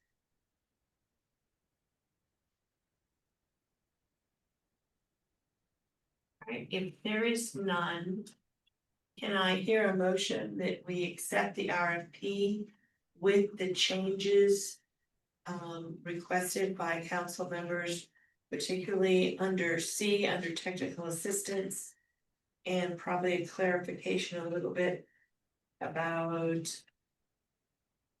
Maggie, was there I don't think that we were planning to amend it in the Okay. future, I don't think we would do it in this. do I hear that motion that we accept the RFP with changes in section C for clarification? I move. All made a motion, do I hear a second? Second. Deb seconded. Any other further discussion on the RFP? That's a great job. Yeah, great table on it. Yeah. I was gonna play the Google, so I haven't noticed that. This was about it, it was Ben's last work. If there's no other discussion, Grace, we will call a roll, please. Betsy Fitzgerald, Yes, Deb Poulin, Yes. Joe Everett, Yes. Liz Clackwell-Moore, Yes. Maggie McLaughlin, Yes. Pat Kimball, Yes. Paul Vincil, Yeah. Jess Sparks, Yes. and Todd Brackett. Yes. Thank you. Before we move on, well, I have everyone's attention on this, we were just talking about evaluation rubrics. Are there any initial thoughts, comments, or suggestions about changes that we may want to make to scoring rubric that we will publish for the RFP? This was adapted from the state's RFP scoring rubric, for the most part.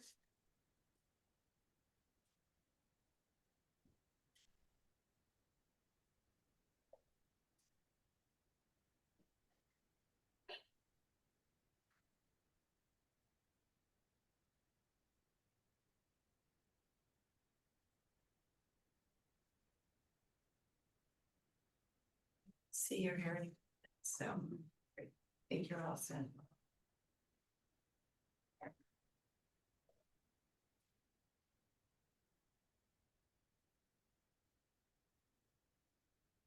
Evaluation, did you have comments or did you? Just that the evaluation discussion will happen in the next program grants committee meeting. I think that will be scheduled for the end of July. I don't know the exact date, but it'll be the fourth Tuesday of the month. Will that be? This is, you're accepting applications through July 31, Yes. so you might not have all the applications by the end of July. No, the evaluation is about the evaluation for the council's work, Separate. not the evaluation for Separate the conversation. We will need to schedule a program and grants committee meeting though in August to make sure that if the committee would like to do the evaluation scoring of the RFPs, they can do that, or it could be brought to the full council. What evaluation are you talking about for the grant? Talking about evaluation of our funding. And once we collect all of our reporting data, how we're going to evaluate the Oh, impact and effectiveness of funding. I Yes. see. Um, Sorry. and the Catherine Keller Institute is providing evaluation support right now to the subdivisions. They're also helping them with needs assessments and to develop grant processes and all of that. So we may be able to use some of their services, but we haven't really had a discussion yet about what exactly we're looking for evaluation. That's right, you had said that earlier, Yeah. I'm sorry. No worries. But one thing too to note is Catherine Cutler is developing a dashboard, which we're required to do. So regardless of if we use their evaluation services, we will report to them. I think it's twice a year with all of our data, and they will post that onto the public facing dashboard, which is one part of it. I mean, one of the questions we have to look at is our evaluation. If Kathleen Cutler ends up doing all the evaluation work on the Attorney General's funding, on the municipalities and the other litigating partners, you probably want council's data included in that. So when you look at opiate settlement funds, you see the whole picture. If ours is for the separate company or separate organization, it takes out almost half of that funding and some of it. So it's part of the longer conversations we have to have, and probably have the Moss group come in again, have the Cutler come in again to really share what they're doing and how they're doing it, to make sure that it meets our criteria. And we really haven't discussed as to what we want to really measure in our work. So we have to have those conversations also as a council.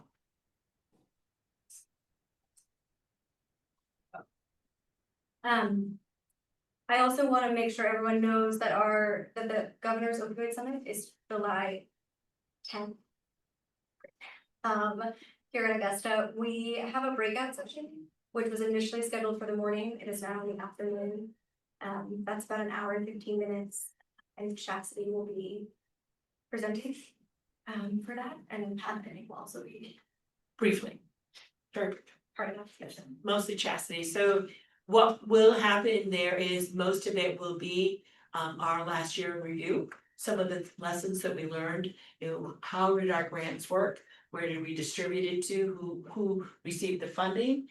As well as lessons learned, as well as moving to the future. If you are there, I would love it if you were in the session and we can introduce. The only reason I didn't include all of the names is because if AdCare's listening, AdCare made me, if you're listed down there, I have to send all the bios and have you all sign sheets. So it's easier if you're just sitting in the audience, and then I can introduce you and you can come join us in questions and answers. But that's part of, I'm trying to avoid all the paperwork you all need to do. But I'm hoping that you all show up and we're able to reserve a front row for you. To be able to sit in. So if you are attending, can you please let me or Elizabeth know so that we will can expect you, but I'm just trying to avoid paperwork.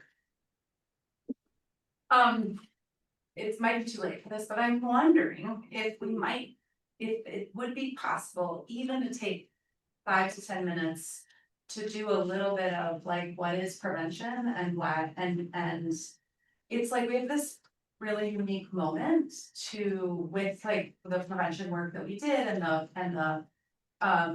that the work group did.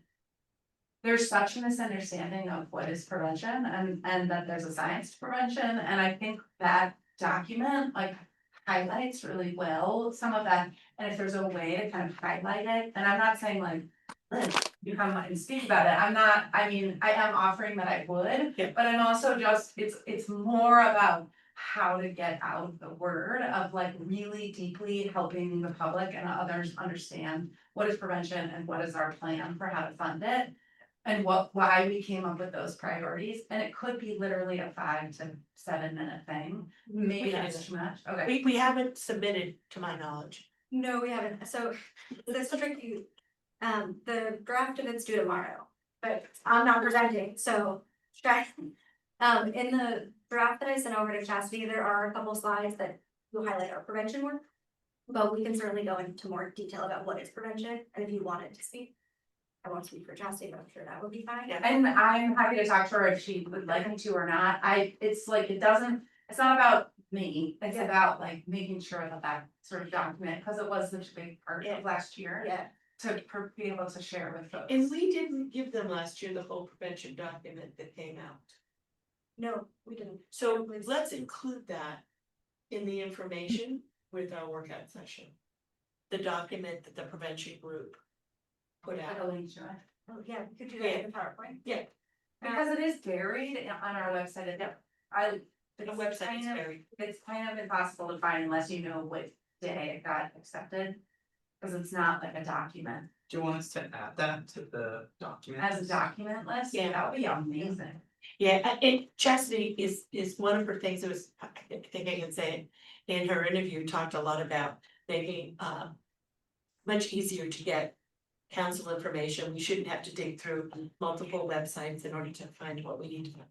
But that is something she's working on, but we can put the link to that in the PowerPoint. If we know you're in the audience, I'm sure Chastity would be more than willing to, you know, get some feedback from you or be able to speak on that, where if she's uncomfortable. So, and again, you can always call her and talk to her. And in the draft presentation, I did include the two generation program funding and then also the community coalitions funding, which we've awarded, and that will be kind of what's next. Okay. And so to have a slide for each of those to go with. And they do know it's a draft. We have until Monday of the summit to update the presentation. Okay. Yeah. So I don't want to speak to Chelsea about how many edits we can make, but they do know that. Okay. As long as we have those these, slides from the slideshow we gave. Yes, On those you two sent things, those so back. you- yes, okay, great. I'll make sure that I send those to her. Do we know what time the admin breakout session is? we do. They changed it because they had council. The two council presentations, one is being done by Catherine Cutler on their whole evaluation process. And they had their, with the Attorney General, it's the same time as ours. So they just recently changed ours to the afternoon. We should have loved ours in the morning, but And we're at 3:30. 3:30. People will be asleep after cookies. I tried to get them to switch the licensing board meeting, but they did not. I won't get there till about 2 o'clock. Oh, it's a 3, right? Three.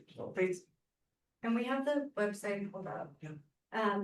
We do need to have you all register, as Pat mentioned, you can do it right through the website. Let's look at. Yeah, you all know, right? Yeah, should we fight over this stuff, just so you, go ahead. So the link that I sent, Betsy mentioned it may autofill with my information. It did. I think you sent me the thing, it worked now, I'm good. Okay, perfect. If it Thank does, you. for some reason when you go back, there should be something that says like clear fields, and it'll show it. Oh, I don't know why. Everybody wants to be me, I guess. But so you all will just register as a general, No, as a presenter. And so then you will not pay the attendance fee. So, Say your agency, so. and then just fill all of this in.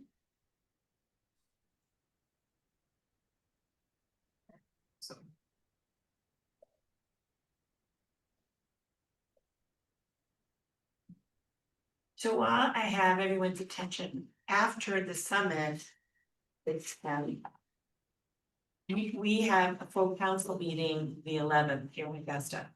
I am asking if you mind if we do that meeting 100% Zoom versus half coming in, half Zoom. You're already in Augusta until probably 5 o'clock. And then that meeting, if you remember right, is in the morning. So then you're turning around traveling. So if no one's objection, we will do the entire July meeting, which is the next day, that Friday morning via Zoom, and we'll have Grayson post that so the public knows, but there'll be no in-person meeting, just 100% Zoom. That's just easier for people than to ask them to travel to Augusta 2 days in a row. Particularly for those up north. And that's a warning. It's a morning meeting, so you're here in Augusta, then turning around, going home to eat your dinner, getting up and coming back. So this way, if somebody objects, and we have enough time to tell the public, we will do that meeting totally Zoom. Then be out that. Try to say that, it actually makes it easier, so. If you're on vacation, you're Zoom. Yeah. Never. So just remember that it's all recorded. So you can always watch it when you're really bored.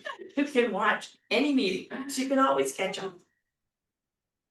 Anything else on the summit? I think the only thing is if you like want to change your mind about a breakout session, in your confirmation email, there'll be like a thing that says like change your or modify your registration. You should be able to go in there. They're not gonna like scan you in, kick you out of a room. If you change your mind when you get there, but it does help for planning purposes, so they know that people are really excited about certain rooms and they can plan based on that, but yeah, if you change your mind about it. Let us know if you have any questions. But yeah, you don't need to go through that now, but you know, well, they're not gonna be like. Another one.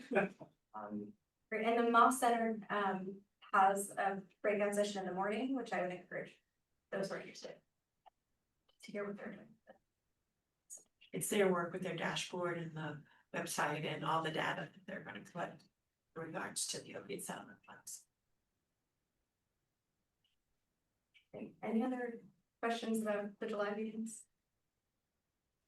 And we can talk about getting a finance meeting. Sure. Or Elizabeth, can we talk about that? So Mary has. Yeah, so I was thinking about there are so many things that I feel like I have to say, or I want to say about like my perspective on things from where I sit and the work I've done. And so I tried to pull together a couple slides of just big picture reflections, things that feel important to me to say, and you know, not that I'll be around to help Chastity in July and at the summit and all that, but some of the lessons I've learned in this role, and also what I've gleaned from other individuals who are also supporting settlement funds across the country. Sounds like it's gonna be a big presentation for both slides. But I love the drama that it is. Drama's good. It is. It's underrated.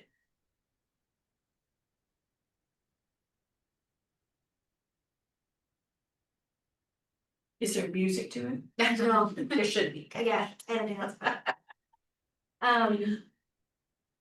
One thing that feels really important, I think, as we move forward, is that we make sure we build our mission and who we are within the context of what exists right now.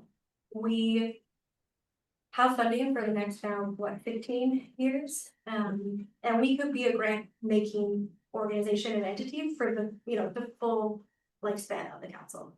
But I think there's an opportunity for us to do far more than that. And if we really want to make an impact, it requires going above just being a funding source, because we are a reliable funding source for people in the long run. And I think for us to understand how we become the most impactful funding source, it means doing work to really understand what the funding ecosystem is right now, and understanding what types of projects are being supported by nonprofits, by the state, what activities they can be supported in doing, and where can we kind of fill that gap, and how can we make sure that our mission as council aligns with what else is happening around us, that we are providing support not only to individuals and organizations, but also to our other funding partners. And how can we best support and serve them in the short time that we really are around. I also, when I first started this role, we talked a lot about, community collaboration and facilitating partnerships. And I do think that's something that we really can focus on, especially now that we have funding out the door and we're building, these incredible relationships with organizations we've all heard of and also organizations we haven't. So how can we continue to leverage those relationships, work with the subdivisions, make sure that we're understanding again this full landscape so that we can do our work in the best and most impactful way possible. I think it's easy for us to get siloed in, what we think we want to do or what feels, the most viable with our staff right now. But I really think we need to come back to, again, understanding not only the gaps and what individuals and organizations want, but how we can be a partner in funding and make sure that we fill those really critical gaps that we can, at least for the next 15 years, within the opioid and recovery.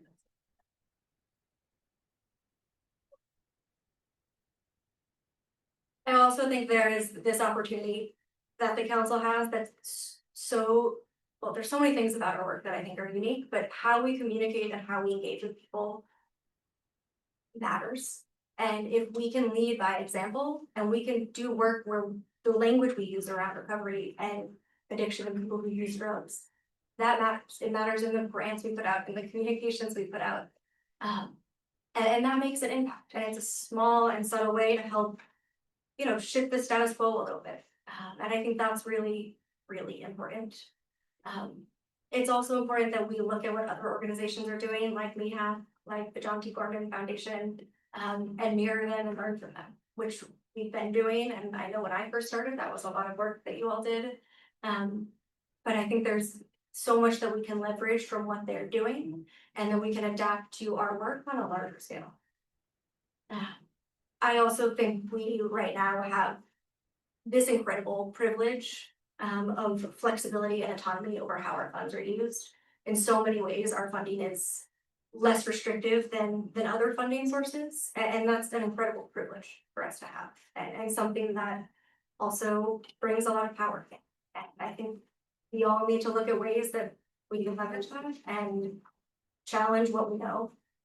We can rewrite something, do it differently, look at what standard, state contract language looks like, challenge what we know about the background checks and how that's enacted by the council. And those small but subtle changes, this is the opportunity to do it. This is the organization to do it, and we won't have forever to make those moves and to do that work. And if we are leading by example, I think it's really important that we continue to build our capacity. We can't do what we need to do with 2 people, even maybe 2 people and a vendor. I do think, as Ben mentioned and as we've been talking about, having someone within the AG's office beyond Grayson goes above and beyond, and Katrina to really help us with our contract processing, to help us do all the administrative and financial work that needs to be done, so that we can actually move our funding out of an account that it just sits in right now. And maybe that's someone with state experience, maybe it's not, but something for the council to really consider and really keep pushing forward. As we've also been talking about, I think if I could pick the next position for the council, it would be someone who's dedicated and focused on communications. During my time as ED, that was something that I just felt like I always ran out of time for, and it was great to have one-on-one connections with people. But our communication matters again, and what we say matters, and making sure that we're reliable is important and trusted. And I think right now we're building that slowly, but we certainly have room for growth in that area.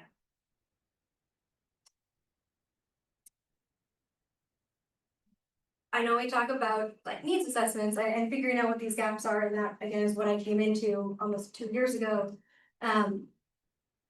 But I think we need to continue looking at those gaps a little bit differently, again, acknowledging that we get to fund things in a way that other organizations don't have the ability to. And so how do we actually identify what those gaps are?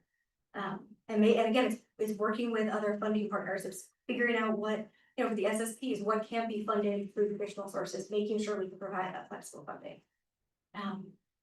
And allowing those opportunities to help us build this sustainable and really lasting impact. And how can we, as an organization, help to build the infrastructure for something that can continue beyond our time?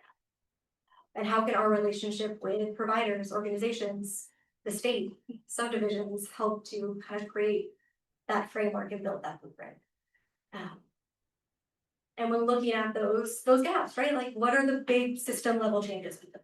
How can we make sure that people have access to resources, that knowledge and information is accessible to anyone who needs it? And how that, being able to provide a solution to just resource knowledge can help us, make treatment upon demand a reality for people. And how do those small steps help to create bigger impact?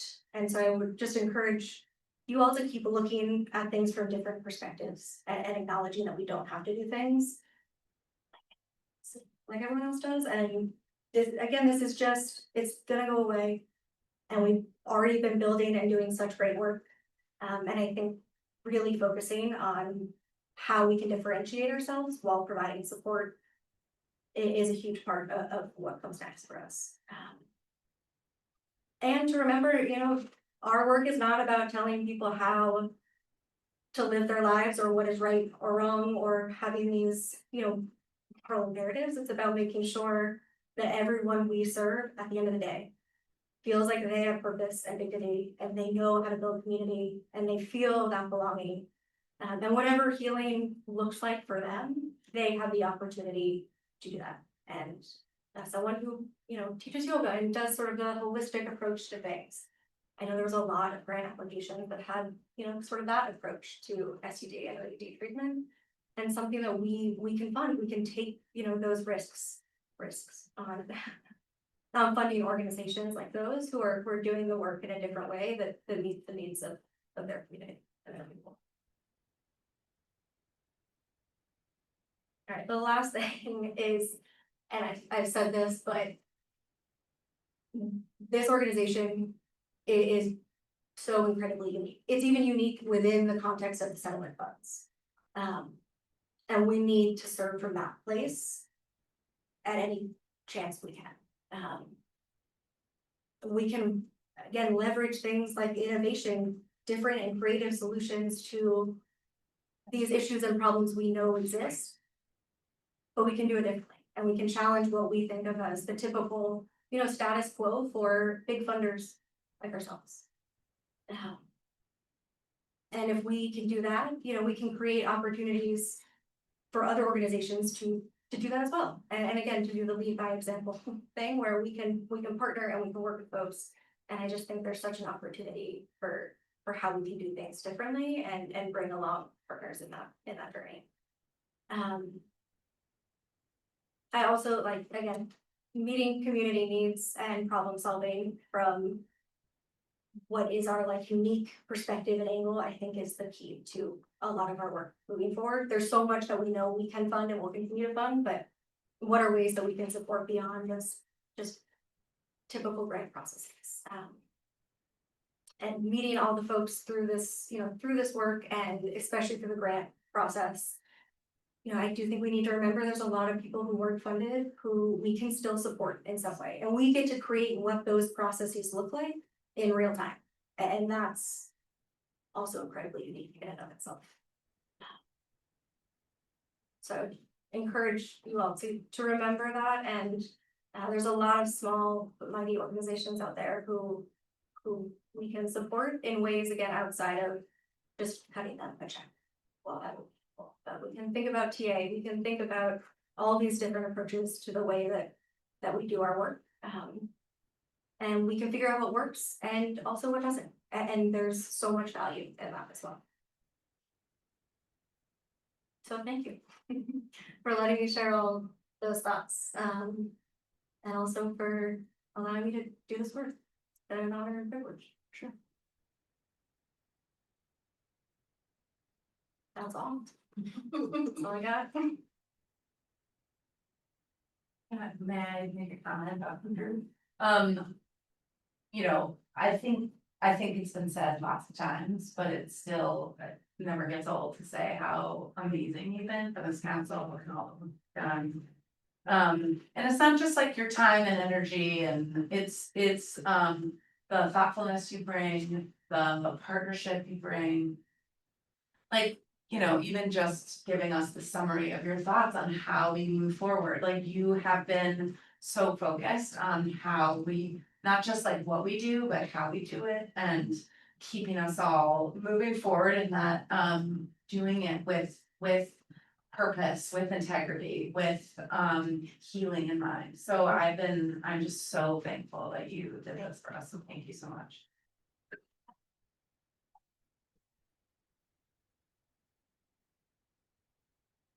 I will terribly miss our calls. I don't know what I'm doing without my phone having my Mary call on my Google call. Mary's calling, it's right, can't talk. Again, Liz said it very well.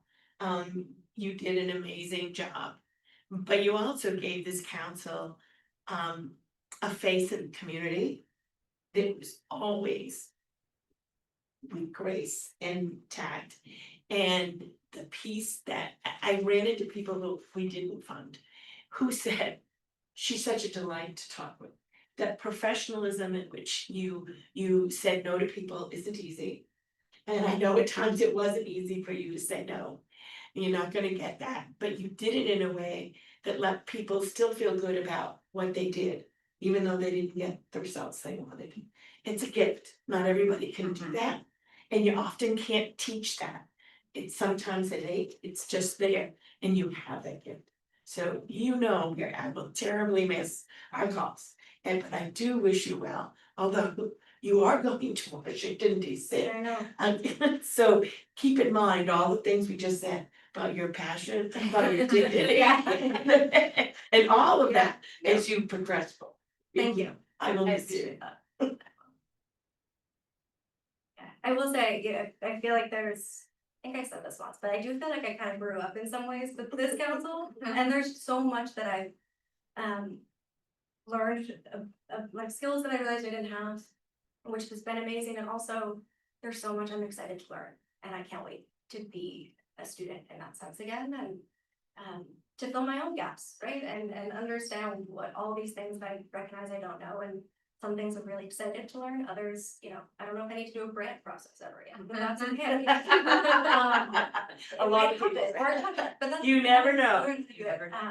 So I'm grateful for all the experiences I've had, and also for, your trust, the trust you put in me to do these things without knowing if I could or really what comes next. And that's helped build a lot of confidence in myself, and that will stick with me for a long time. So thank you.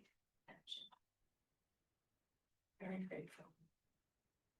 Yep, can I tell a story? So Mary and I knew each other before the council just by being in motivational interviewing courses.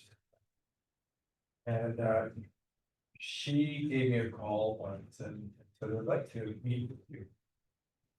She says, I'm considering applying for the coordinator position at One City. So we met, and I said, I thought she'd be great. And I'm so glad that I did that.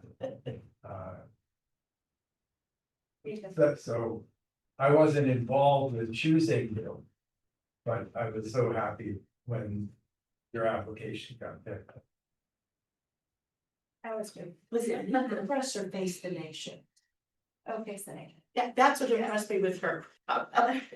My favorite two shows are Meet the Press and Face the Nation. Don't ask me why. And I remember reading your application saying, that's the thing that my eye went to. Whoa. Yeah. She interned. Yeah, it is in DC, yes. I will say that we knew each other, but it was still a stretch for me to reach out to you. And we sat at Wild Oats and we talked about it, and I had my application ready, and then I almost didn't do it because I don't know, I've done the job, blah, blah, blah. And I think I submitted it like 4 minutes before the deadline. And after I got to know Haley a little bit better, she told me how much stress that caused her. And or what if something had gone wrong and I didn't get it in time? But that was, yeah. Well, thank you, Mary. Thank you. If there is, look at this, Paul. Yes, I would like to speak about something. Okay, Liz. Yes, I just wanna update folks on the school. Okay. You go ahead. Okay, thank you. We are waiting. We are waiting because we have not heard back from the attorneys for the school. The litigating schools, Partners there. yeah, units, I don't know, there's like a word, but yeah, they have. Litigating partners, I think. Yeah, the litigating school units, administrative units. And so we don't know who they want to choose for their person that will be like helping with the process or being the.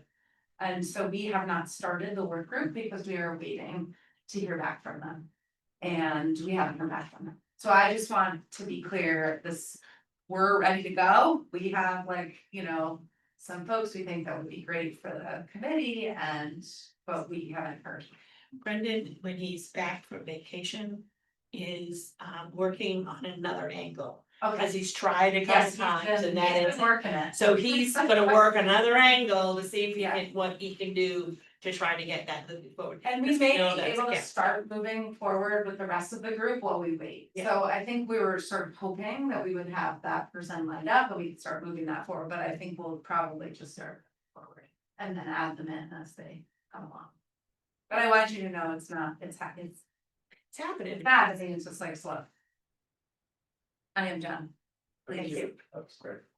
Last week I had the opportunity to, Rick Gordon was there to speak at the Lewiston City Council.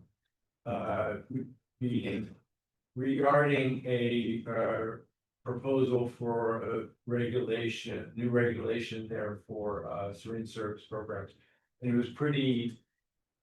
If that passed, it would eliminate at least one of the syringe service programs, maybe both of them, because of all the regulations that the requirement. But what was driving it is the perceived increase in needle waste in the city. And that's occurred in Portland, that's occurred in Sanford, they show us different ways. And now it's Lewiston, and I'm sure it'll be other cities. And I was thinking of how the MRC could help with that. And I think it's in our purview because the syringe service programs are at risk. Because of the perceived increase of needle waste and the perception that the syringe service programs are associated with needle waste. Whether that's true or not is arguable, it doesn't matter. Because if the city councils think it's true, that's what matters. And I was thinking if the MRC could fund syringe service programs to have cleanups or to do something about decreasing needle waste. And I was wondering if you all thought that would be something interested. I don't think we need to do it as a grant process. Someone even suggested we could give the money to the CDC and allow them to disperse it to the syringe service programs. But if you all are just interested in the idea, I would be willing to call up the syringe service programs to get some ideas from them of how they might do that. And how much money that might be. Just to get it started. I really like the avenue that you're pursuing here on so many levels, and part in the back of my mind, it's come often in my head around what is the role of the MRC to respond to more time sensitive issues. And I think the HIV outbreak in Penobscot County has a direct correlation to how much emphasis we should put on the importance of syringe service programs, and maybe the MRC should be weighing, should we be that actor in a gap that is working to fill those spaces? And I don't think we're set up right now to do that in a timely manner. And I think that deserves more weight and discussion and programming grants. Yeah. And I think maybe if we can pick this conversation over to programming grants, it might be worthwhile, because I also, having been deep in those conversations myself, often struggle with the emphasis and the burden of cleanup being placed on SSPs. And I hear you, it doesn't matter if they're directly responsible, it's the perception. But there's a variety of tools and ownership, and I think one of the really meaningful conversations that emerged from the debate about this in Portland was around really treating this as two different issues. There is a waste issue and there's a health issue, and trying to avoid conflating those by putting those burdens in the same place and unpacking some of that stigma. And so I think it's worthwhile having that discussion with programming grants to also piece apart, is the best mechanism for us to help in this way only through SSPs? Or are there other ways that we can challenge actors beyond SSPs to feel some responsibility and role in that process of waste management? I appreciate your comment about conflation, because the waste is gonna happen whether there's an SSP or not. And so to blame it or put the onus on the SSP is probably an unfair responsibility to put on them. And I think that your comment about perception is tremendous. at the department, we get calls, not infrequently about waste, and so we have taken it upon ourselves to, for the public to know as well, to just go out and look sometimes to see what we can find, and thus far the reports have not, produced any fruit. You know, we go out with concerns about a voluminous amount of waste around the SSPs, and when we've unannounced gone to visit, we're just not seeing it. So there's a public perception issue, and I wonder if some of the work can be public education and not just the supporting the cleanup, which I think is really valuable, but also how do we disentangle those perceptions for the public around exactly what you said. Yeah, if I could answer to that, I'm not trying to conflate the syringe service programs with the needle waste. I'm wondering if the syringe service programs, or like you said, Maggie, doesn't matter if it's syringe service programs, it could be Spurway, it could be Sweetser, it could be any place. Are they interested in being part of the solution of needle waste and the solution to make the city, to show the city councilors that that we understand their concerns and that we want to be part of the solution to help the community. And I just said the syringe service programs because they're in the communities where there is needle waste. I love your comment of bringing these to programming grants and having a conversation in which perhaps there's some other folks who, you know, can be a part of sharing with us what they think and illuminate us on some of the conversations that have been had. I mean, I think we've, you know, in the organization I work for, we've worked with towns to help the towns figure out how to have syringe collection boxes, where to put them, how to collect, so that we shift it in some ways to help towns see that this is something they could be a part of, not just syringe collection, but also destigmatizing, like, and so that there's like a dual thing for it. So I think it could be cool to have a robust conversation of like, what could it look like for the MRC to fund, and what could we fund, and invite people to come and have this discussion in program and grants, so that we could.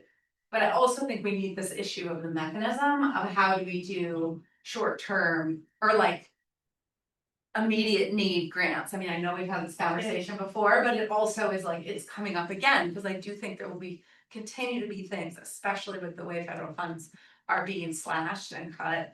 We are gonna be in the position where people are gonna be coming to us saying, this vital, critical thing is going away. Can you all fund us for 6 months to keep it going so we don't lose it? And we don't have enough.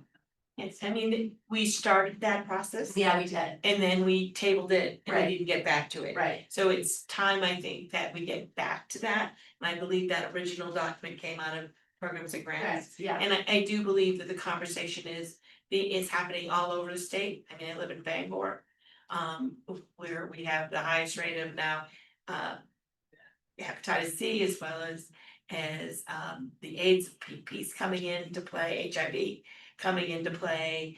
And the city of Bangor is struggling with what to do. And I do believe it's an education piece. I think people truly don't understand. I mean, I live on a lake, and there's a small Facebook page with information about what's going on in the lake. Somebody saw a needle in the woods, took a picture, and it's like, oh no God, it's like 40,000 comments on a syringe in the woods, and now it's in our neck of the woods, and it's like, it was one. So, and somebody actually said on there, it could be someone's insulin. It doesn't necessarily have to be, could be someone's insulin, could be, someone even said, maybe it's their dog medication. Again, but it started this whole reign of things, and so I do believe there may be a role that we can play as a council, either funding or doing something in regard to education, prevention, and helping. And this isn't the only issue that comes up, that again, it's extremely stigmatized, the whole piece, and I think we can figure that out. We'll add that to the agenda to programs and grants. But Paul, I thank you for bringing that conversation. It's an important conversation to have. And again, this business of, we'll give you a needle if you give us back a needle. It's And I also add that again, from of funding and logistics perspective. If we do engage in these conversations, we have a second year of payments that's going out in January to 18 or 7, 9 SSPs, but anyway, the 18 sites. And we have funded all of them between 75,000 and 225,000 already. And so maybe there's discussions we can have about amendments to their contract where we include some provision about this, or just a suggestion about ways that we could potentially pilot a project and see if there's an impact, and then we can move forward from there, and policymakers can know whether or not that's even a viable option. Very good conversation with David. Thank you, Paul, for bringing that to our attention. Any other new business to come before the council?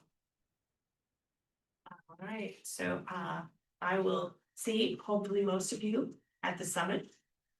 If not, somewhere between in meetings.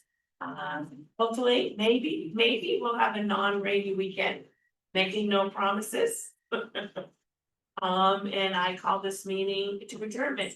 Thank you all very much.